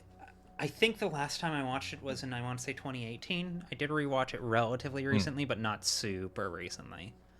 It's funny you mention it. I literally... Oh, sorry, I cut you off. No, I just saying I've seen it within the past couple of years. Carry on. I literally just started a Death Note rewatch because I wanted to kind of like reevaluate my opinion on it. Because I'm like, I don't know. Literally same. Maybe my opinion on Misa is too harsh because I remember being very frustrated with how Misa was written, and I remember being frustrated with like the later half of the series. Maybe I might have a different perspective now that I'm not like 19. This shit is both god awful and also rules. Like, it's great, but it also sucks. I mean, because what I was. Oh, go ahead, Ruby. I was just going to say, like, that's always, as I remember it, as my memory tells me, that was always kind of the strength of, oh, right, generator. Fuck. God damn it. ADHD nightmare. But as my memory tells me, oh, god damn it, what was I going to say? The generator distracted me. Death Note, impressions... Right. It was the style was never the problem. It was always good at keeping attention. It was always fun to watch and really engaging to watch. It's the definition. I'll put it this way. I've said before that like my definition of a 10 out of 10 is something that gets better the more that you think about it. Death Note is not that. It gets worse the more you think about it. True. And that's its real flaw. It's not the problems while you're watching it. It's after the show has ended that you're like, wait, that's what? Wait, what? Hold on. Let's really unpack this for a minute. Well, and especially because in this rewatch, I've more often like started a rewatch of Death Note just because I'll like see it on Netflix or something and be like, I'll throw on an episode, and then I just get like, I'm just gonna like start watching it again. And then you hit episode 25 and you go, should I rewatch the back half again? Because it's been a minute. And then you watch episode like 26, 27, and then you go, I'm kind of done with it. I'm good. I'm good. So I made a very conscious effort to rewatch the whole thing to like completion this time to like just see how I feel. I was like, maybe like I'm too harsh on the like stark difference of that back third. And having finished a rewatch of it, I still hold that like that, despite being considered like a generational show of its time, and it's heralded as like one of those animes, like acclaimed, one of the old timers, must watch at least once type anime. It is crazy that like everyone agrees about like that being those 25 episodes, and then we just ignore the last like 12 until you get to like the ending. It's like, I'll just skip to the final episode just to see where you go. Everything in the middle there, kind of nonsense that doesn't matter. Like the interesting dynamic no longer exists. So well, you just the thing is that if you start good and you end good, then what you do in the middle kind of gets negated by history. Yeah. Like my guitar teacher told me that he's like, if you like start good and you like end on a good note, people won't really remember you flubbing a a note in the middle. 100%. Also, you started playing guitar? Not like as in like when I was like. Oh, when a you were teenager, younger. doing Yes. guitar classes. As Okay. a teenager. Because Matt, Mello, and Nier just aren't as compelling as L. And I like Mello. which Mello, I feel like doesn't get enough appreciation because I really like the juxtaposition he provides to literally everyone else and everything else. He's interesting. He just doesn't get enough screen time, despite being the more interesting of Yeah, the two. no, like it ends up being like way more about Nier. And it Nier is just really, like, oh, this is Diet L. It really is the fact that like Nier is there as basically just a diet L, and to this day that specifically remains the most baffling like character writing decision I think I've ever seen in just about any anime. Like, don't get me wrong, like there's worse ones I could definitely point at, like there's definitely ones I dislike more, but like just baffling. Why would you kill off your central like deuteragonist effectively? Well, they do it and then they immediately and like, then immediately bring in an exact clone. They're like, oh fuck, what did I do? Oh fuck. That's literally like God. I've spent so much time trying to interpret it as anything other than a panic move. You know what I mean? Like as anything other than we should not have done this. We have overplayed our hand. We need to reel this back in right now. People are mad. People are really mad. There are letter campaigns to fucking Shonen Jump right now. Like that's the only way I can parse, like the only context that makes that decision even somewhat reasonable. Because otherwise, what the fuck are we doing here? Like, that's me being generous is assuming that it was a response to fan backlash. You know what I mean? Well, it's funny you say that about Mello, because like, yeah, like I think one of the biggest problems is like Nier is like very much Diet L, and like some like the whole like candy thing is like Mello's kind of taking his part of L. Yeah. Because they got just split into two. But honestly, that's the only attribute of L that I think he carries over, and for the most part he kind of acts like very differently from L, and that's what's interesting about him. But he just doesn't get that much to do because they're like, well, no, Nier's actually the smarter one, so he's the one that's kind of taking control of the whole thing.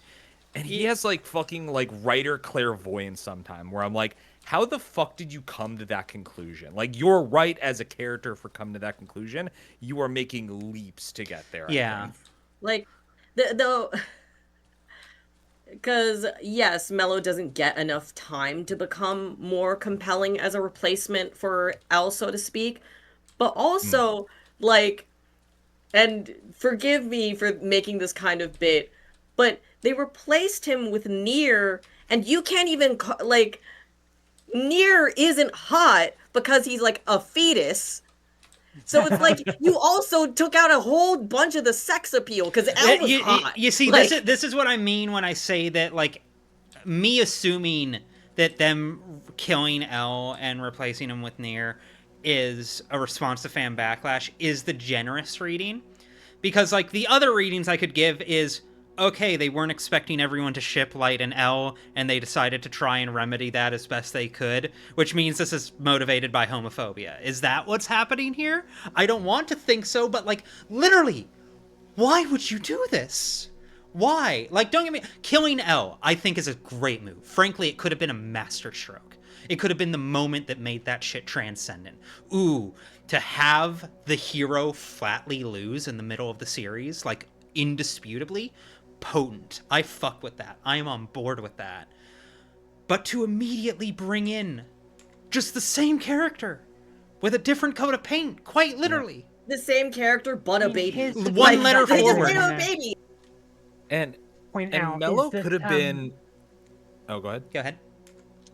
just that L's entire losing thing, he knew that Light was Kira, and the reason he loses is because he needs to Little far away from the definitively mic. prove it. And I'm sorry. You're fine. He needs to definitively prove it, and that's the whole thing behind Light's entire ideology is people need to be executed rather than dealt with through the justice system. And so the show is kind of signaling in an unintentional way that light is right. And Nier's philosophy kind of echoes in the sense that he isn't constrained by that burden of proof that L is. So not only does replacing him hurt the show because L's a better character, it hurts the show thematically. Yeah. Hmm.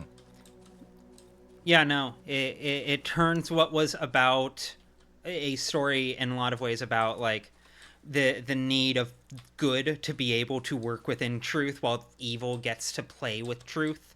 You know, it took a story that was playing with that and just made it into a J.J. Abrams puzzle box, effectively. Yeah.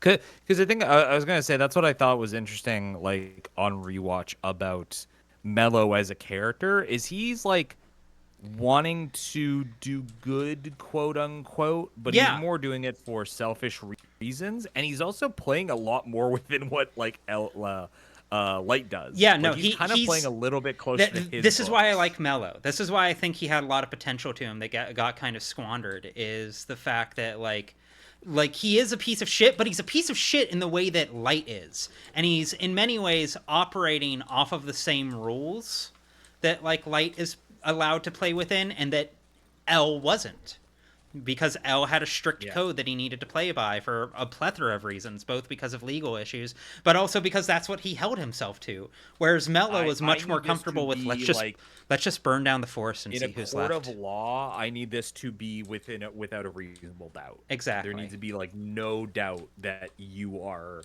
L. Whereas like Mello's like, no, I think you're him, so like we should just kill you. Yeah, no, like Okay, he Matt, hit him Occam's with razor the car. Yo, check out my giant hole. Yeah, literally.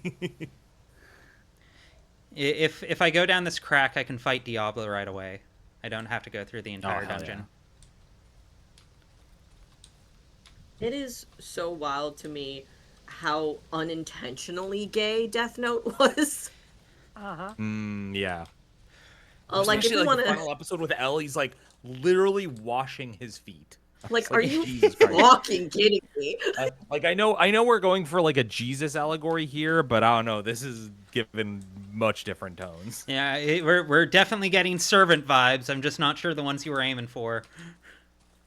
Okay, you guys are whispering at each other a little intimately. Oh, this does remind me though. I would be remiss if I did not mention this since Death Note got brought up. Fox, have you heard of the Devil yet? I know you've been playing it, and it's been on my radar even before that. I am kind of waiting for the full release, so I can just like play it in one big binge. That is quite reasonable. I would definitely encourage you to keep it on your radar, because it is quite phenomenal. Everyone who's played it has told me how great it is, so I'm very much looking forward to it. Imagine if Death Note was Ace Attorney and was Yuri instead of Yaoi. Nobody said Death Note. The thing I've heard, and it is like, depending on who you tell this to, it might be a little bit like but it's sell for me is what if Ace Attorney was also Danganronpa? Also, yes, that is a common comparison I've seen. The reason I focus more on Death Note, I won't go into the specifics completely, but I'll say tonally, it feels. Death Note has a reverence and respect for death. You know, when someone dies, it's a very major and serious event, and like it's treated with gravity. Whereas people dying in Danganronpa is often quite literally a joke a lot of the times. Yeah. And it deliberately undercuts itself in a way that's supposed to make it feel frivolous in a playful way from the sense I get from what I have played of it. You know, life is cheap and easily thrown away. You know, Monokuma doesn't give a fuck. And that feels much more in line with Of the Devil than Danganronpa does. Like, the victims of the violence are given a whole lot more nuance, I feel. But then again, I could be talking out of turn because my entire Danganronpa experience was playing half of the first game while I was recovering from an appendectomy. So I don't think you're wrong as someone that's played all of the main games. I'm not off base. Where are these tractors, dude? Okay, it's officially too dark.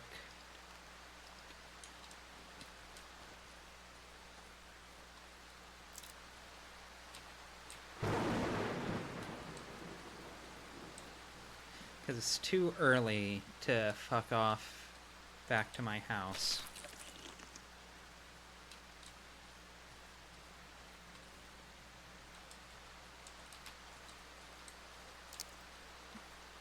It's the worst part of this is I found like so many tractors early on, and now I can't find any of them.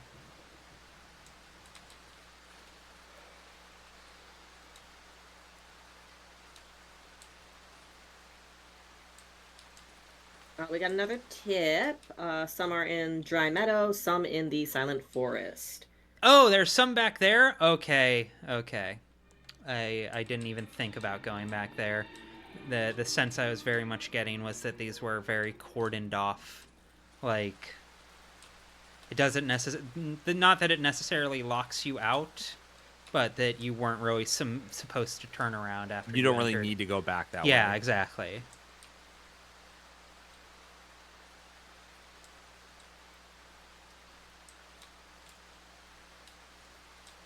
To address chat a little bit, Danganronpa is interesting for me because I'm not a fan, but I can't help but get the feeling that like I'm just not the target audience. You know, like because I don't think it could have such a dedicated like it's made such a cultural impact that I don't think was an accident. I am willing to engage with it with an open heart. I might like it. There's a distinct possibility. I leave myself room for that, eventuality. But also, from what I've talked to people about it with, and like the people who really resonate with it, and especially those who like really click with it and love it, and I know they have good taste. I respect their opinions. I know that they love a lot of the things I love and that look for a lot of the same things I love. The sense I kind of get is that my problem with it, more than anything, would be just simply that the lessons it's trying to impart are lessons I've gotten from other pieces of media that, at least for me, do it better. Oh, hello.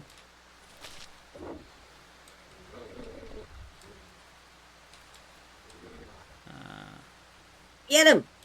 Get him! I don't need to.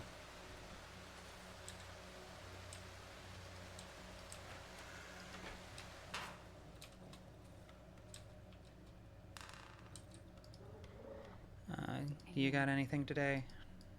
No. Trade. Okay. Have a toolbox. Can't really trade you for that, though.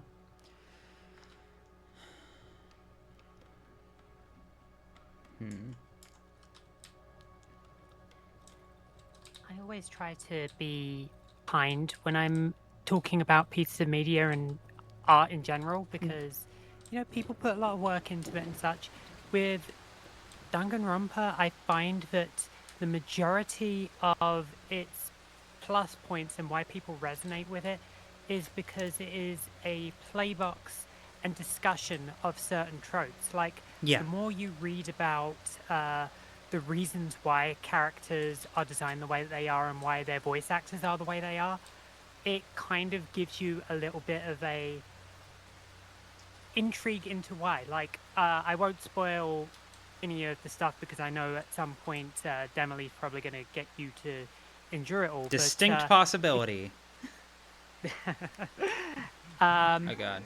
The Japanese voice actors for two of the characters in one of the games are specifically Big Boss and the boss from Metal Gear Solid 3. And the way that their arc plays out is designed to riff on that bit of foreknowledge for the type of people who know that, because the tropes that are in play are in concert with that. And I kind of dig the idea of playing a mystery novel series that is aware that you know the tropes that are being played with here and Yeah. wants to keep you engaged on a storytelling perspective. I think that is a really cool way of writing something like that. I think it's a bit auto cannibalistic, but you know, It's actually a bit like can see why Homestuck people if you like it. think about it. you're going to kill that poor woman. Why? Why?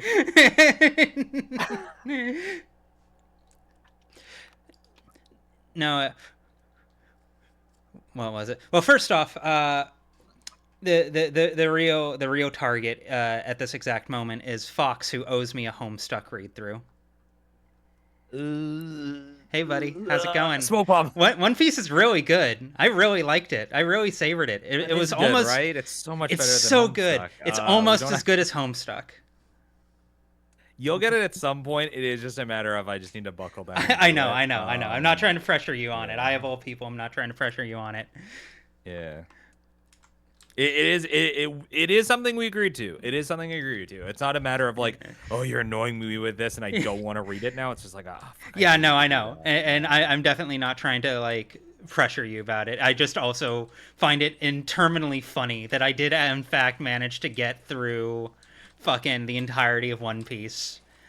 And I did read it mostly because it was like just that good. If it hadn't been that good, I wouldn't have read through so much of it. Oh fuck, I need to board up these windows. God damn it, Oda, why did you make such a engaging piece of media? Now I'm stuck reading Homestuck. The best part is you're going to love it. I probably will. As much as I'm like, oh god, Homestuck. It's like I'm sure like I there's so many people that I very much respect for their media opinions that are big into Homestuck or did like really get into it. So it's like there has to be something here. Like there definitely has to be. It's just like that first like part that I read was like a little bit of a slog, and it's knowing that it gets better later, but it definitely starts very slow by intentional design, especially since it started out as a very different kind of story from the sort of story it eventually became. But it does that same thing. The whole reason I bring it up is because like that the thing we're talking about with Danganronpa is in a lot of ways what Homestuck does, where it offers you these kind of broad general archetypes that start out relatively flat and then use your expectations of those archetypes is kind of the building ground, is kind of the thing they experiment with from there. And especially within like the context of like a murder mystery. Yeah. Okay. Now, of course, I have to be the unsufferable parasite in the group and say, well, if you're comparing that to Homestuck, then may I usher you over to the other Homestuck murder mystery thing, because Umineko is I do need to mature read about it. Umineko so fucking... that is very high on my list. That may, in fact... I don't think it will be the thing we do after Of the Devil. I think we'd be better off building up to that a little, rather than diving straight in. But that is absolutely on the list of shit I would love to gradually work through on stream. I know Nezumi VA fucking did a stream, like, complete read of that. That's quite good. But I want mine. I want to read it myself. I think it'd be a great time. It's funny. I've never engaged directly with the Umineko the games, or I know there's like a manga and like I think like an anime adaptation. I have sat down and watched multiple parts of the Japanese stage play of it, because I think of all of the adapting things, a that's so live I was action- expecting you to say the anime. I was really expecting you to say the anime. Oh no, that's why I brought it up, because I think it's interesting. No, the friends were putting it Fascinating. on. I was like, I want to watch it because I think Japanese stage play adaptations of media Yes. is so interesting. Like, I'm and the inclined to way they agree. express certain ideas is so cool. Especially like a fucking light novel or like a visual novel like Umineko. Because my friends were doing it, and I was like, I just want to see how they do that. Like, Th- how do you this- bring that to stage? And the way they do certain things is actually really interesting. My friends had to explain what it was like expressing, but I was like, no, that's cool. This reminds me of god damn it. What was it? One of the things in the Persona 3 Portable video I really wanted to talk about, but I didn't have a good spot for it, was the fact that there's a stage play adaptation of Persona 3 Portable, and 2 versions of it. One that covers the male route and the other that covers the female route. Oh, that's so cool. Right? Yeah, and That's sick as hell. they are available on YouTube, and they're solid for what they are. They're compelling, and I'm happy that they exist. Can you fuck off? Jesus Christ. Next time I'm able to make it to Japan, I definitely want to go out of my way to find like a stage play adaptation of something, because they do so much there that there has to be something I could find. When I was there, the one time I went, I made a point of going to, they had like a One Piece thing at, I think it was Tokyo Tower, and part of it is they had a stage play performance of I think it was like a little fucking non-canon little adventure they had that Oda personally like wrote and signed off on and made a character for, and it was really fun seeing. It's like, oh hey, there's like, you know, a shonen anime with all these like wacky abilities. Oh, how do you bring that to a stage? How do you like express that in not just live action but on a stage? And the way they did some of them was really cool, like doing like Luffy's Gear 3 punch with, God damn it. hockey. Mhm. And it was just like a big inflatable like garbage bag off the side of the stage. That's so cool. Foxcade. I would highly recommend going on YouTube and looking for the Universal Studios Japan Lupin experience, because they do like a show out in the open where they adapt a big heist going on, and the things that they do are so These cool. bear like- traps It's so are so charming. fucking worthless, dude. Why do I bother with these? I should have put everything into just getting a gun. Holy shit. What a waste Yes, of time. that sounds very cool. I'll have to look into that. I love those kind of things.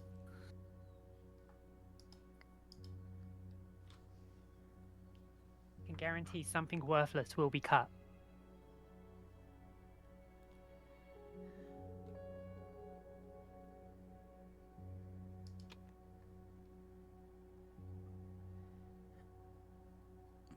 Yeah, I guess I'll buy more gas.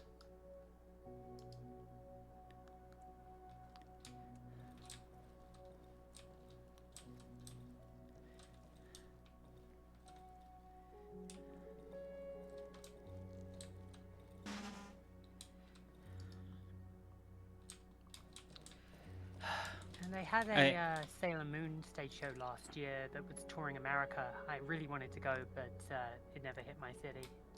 Unfortunate. Ah, that'd be so neat.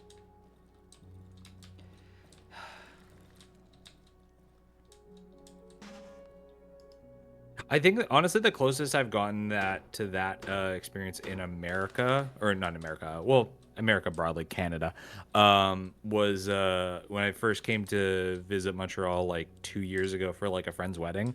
We were looking for stuff to do, of just like, oh hey, like, you know, we're gonna be in Montreal, like none of us have been here before.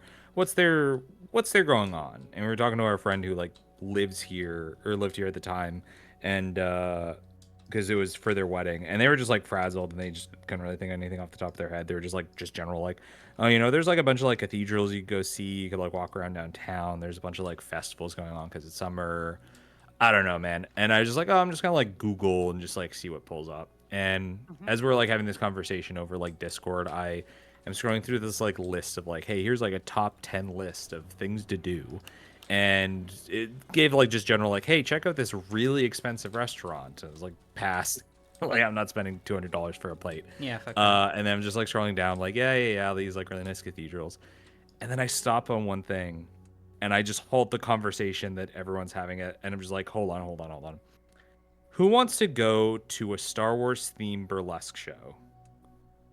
And everyone very fairly went, what? I was like, yeah, when we're there is a touring burlesque show that is Star Wars themed. Do you guys want to go? And I basically got an entire group. I think it was like collectively together, I think it was like 16 of us walking into this really nice theater. Like, it was not like a seedy thing. It was like they actually rented out like a really nice theater, like an old theater, historic theater here in Montreal.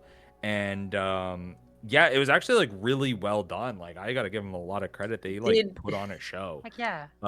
Did you get one to of my see a favorite nice set of Jar Jar Binkies? Like, well, what They what did not did have those Jar- I don't performances? think they ever had Why? Jar Jar. I don't think they ever did Jar Jar. I think it was mostly just stuff from the original 3 movies that they were pulling from. Okay. One of my favorite bits though that was funny was they had a Leia burlesque dancer come on stage, and she was doing a really nice, like, more interpretive dance type performance, and it was like really beautifully done. It's like, oh, she moves really well, and we're all just kind of sitting there like, yes, yes, yes. And then R2D2 like rolls out on off stage, and basically we're doing the like whole like Obi-Wan, you're my only hope bit. And then at some point the music drops and R2D2 starts shooting dollar bills out of the little slot on the front. And Leia starts like just going full on like crumping, like more that type of dance that you used to think in like burlesque. And it's like, oh, the weird shifting tone now. Yeah. And it was like, oh no, we can do both type of dances here. It was very fun. It was very expressive. Also, you know, not just like women dancers. There was also like, you know, male dancers who were there for if you were into that more. And they were also very attractive. I was like, damn, they got a little bit something for everyone. Well, good for them. It sounds like a great time. That sounds like something I'd go to gleefully. There are they a lot do of... tours. I think they do. They have Ooh. done tours around like America and Europe. Like, I was actually impressed because I was like looking through their website and I was like, oh no, they go all over the place. And then a friend was asking, they're like, oh well, if we're watching in Montreal, are they going to be like speaking French? And I was like, well, they seem to be touring all over the place, so I'm assuming they're going to be speaking English, so we should be fine. And then we sat down, and the MC, because they have an MC for the thing, to basically entertain everybody while they set up the next thing they need, because some of them had like really elaborate like sets. Like and some props, of them were like, yeah. here's an entire whatever the vehicle that Luke rides in at the start of the first movie, like one of those like racers on the sands in Tatooine. Like, they had one of those for Luke to do like a car wash type dance. Oh, that's fun. Like, they had to wheel, so they had to wheel really one good. of those out. So Nice. while that's happening behind the screen, they had an MC, you know, shoot the shit with the audience. And initially I was like, oh, he's coming out and he's gonna speak English. And then he goes, oh, hey, you know, who here speaks French? And like our entire row like is the only ones that don't lift our hands. Or no, they said don't speak French. And then we're all like, us. And they're like, well, since this is our hometown, and I immediately went, oh shit, they want to speak French. So we didn't know what was happening during the rambles, but they would then speak English when they're like, okay, on to our next performance, blah, blah, blah. But we didn't get any of the like ramble, other than I heard them say something Laval, and everyone laughs, and I lean over to my friend. I was like, this is the equivalent of them saying, local sports teams, am I right? Because they're shitting on like the city next to Montreal. Yeah, of course. Scans. Yeah. It's always, oh god, what's the town next to Springfield? You know this. Oh shit. Shelbyville. Shelbyville. Fucking Shelbyville. Yeah. It literally Fucking it was Shelbyville. literally fucking Shelbyville. And I live in the Twin Cities, so I just have that going on 24/7. You got the grand and wonderful Minneapolis, which is known for its culture and diversity and amazing winters and such. And then you have St. Paul, which is known for its proximity to Minneapolis.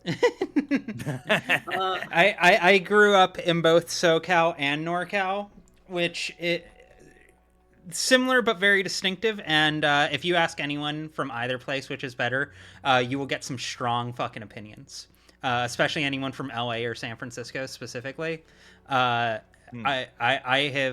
have seen some really, really intense takes, especially the moment sports comes up, of course. Also, really quick question for chat. For anyone who has played this game, I'm probably going to be wrapping this up pretty soon.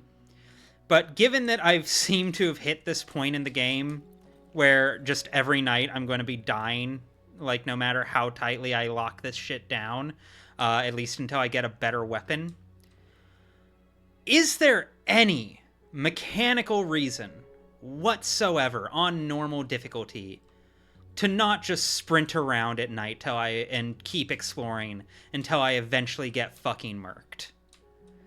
Is there any reason? I know I dropped some of my loot, whatever. I can safely get there. I'm not worried about that.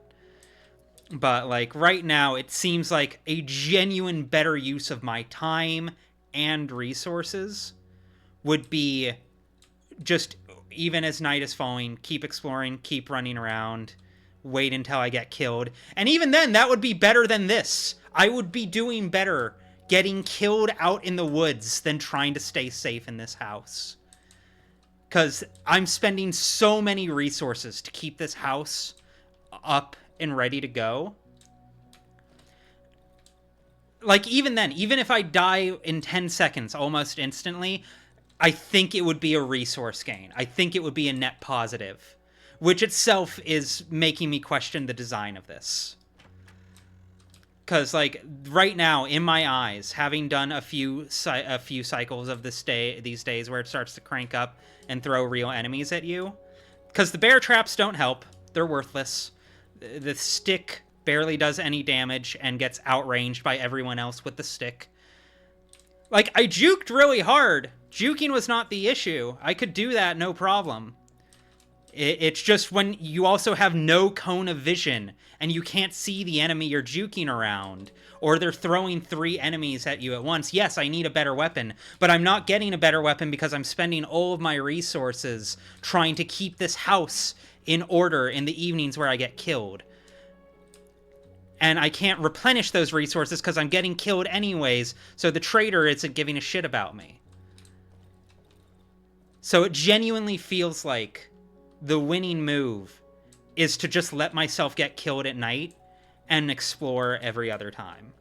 And I think that might be the strategy I end up taking, because right now the way it wants me to play feels like it feels like I'm being treated like an idiot. It feels like I'm being set up to fail in not the interesting way.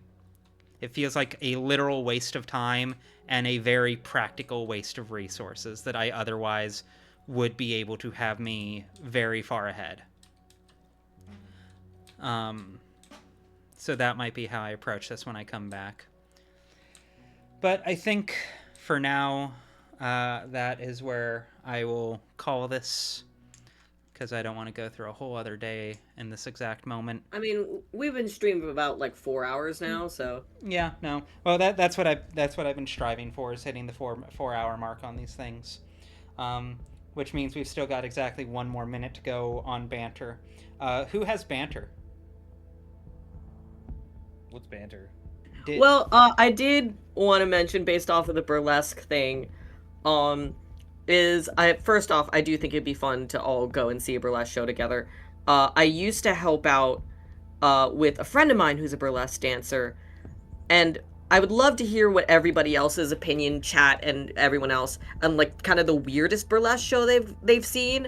I think the one that takes the cake is that one of Caitlin's friends. I was helping her prep for a show, and one of the other girls in the back was like, "Hey, I'm sorry, I don't know you, but can you help me put Ratatouille under my wig?" That's And she had a little like plush mouse.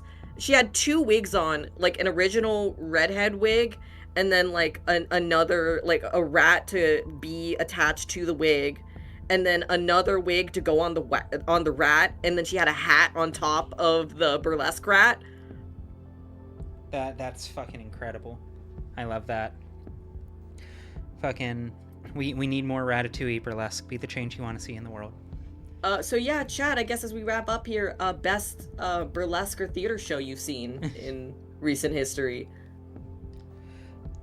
Feel free to type that answer out while we're on the away screen. Thank you all for dropping by. Monday, Tuesday, 12 p.m. Pacific Standard Time. Thursday, Friday, 5 p.m. Pacific Standard Time. I will be back tomorrow with Hat in Time with Emily. Continuing our co-op playthrough of that. I'm quite enchanted by the whole game. And I hope to see you all there. Does anyone here have anything they'd like to plug? Oh, everyone, please go watch Fox's latest video. Yeah, It's go so watch fucking Fox's good. latest video. It's really fucking good about the DMC Netflix anime show. Oh, shucks. It's really good. Genuinely, it's a fucking heater. But You can find yeah, our but buddy now Fox- I'm doomed to get harassed about it anytime. any minute now. Season 2 is going to go great for you, I'm sure. Oh, for sure. But yes, chat, please go see Foxcade on YouTube. Great content there, and that latest video is a banger. Hell yeah. Fucking co-signed. Anyways, thank you all for joining me, and I will hopefully see you all tomorrow. Later.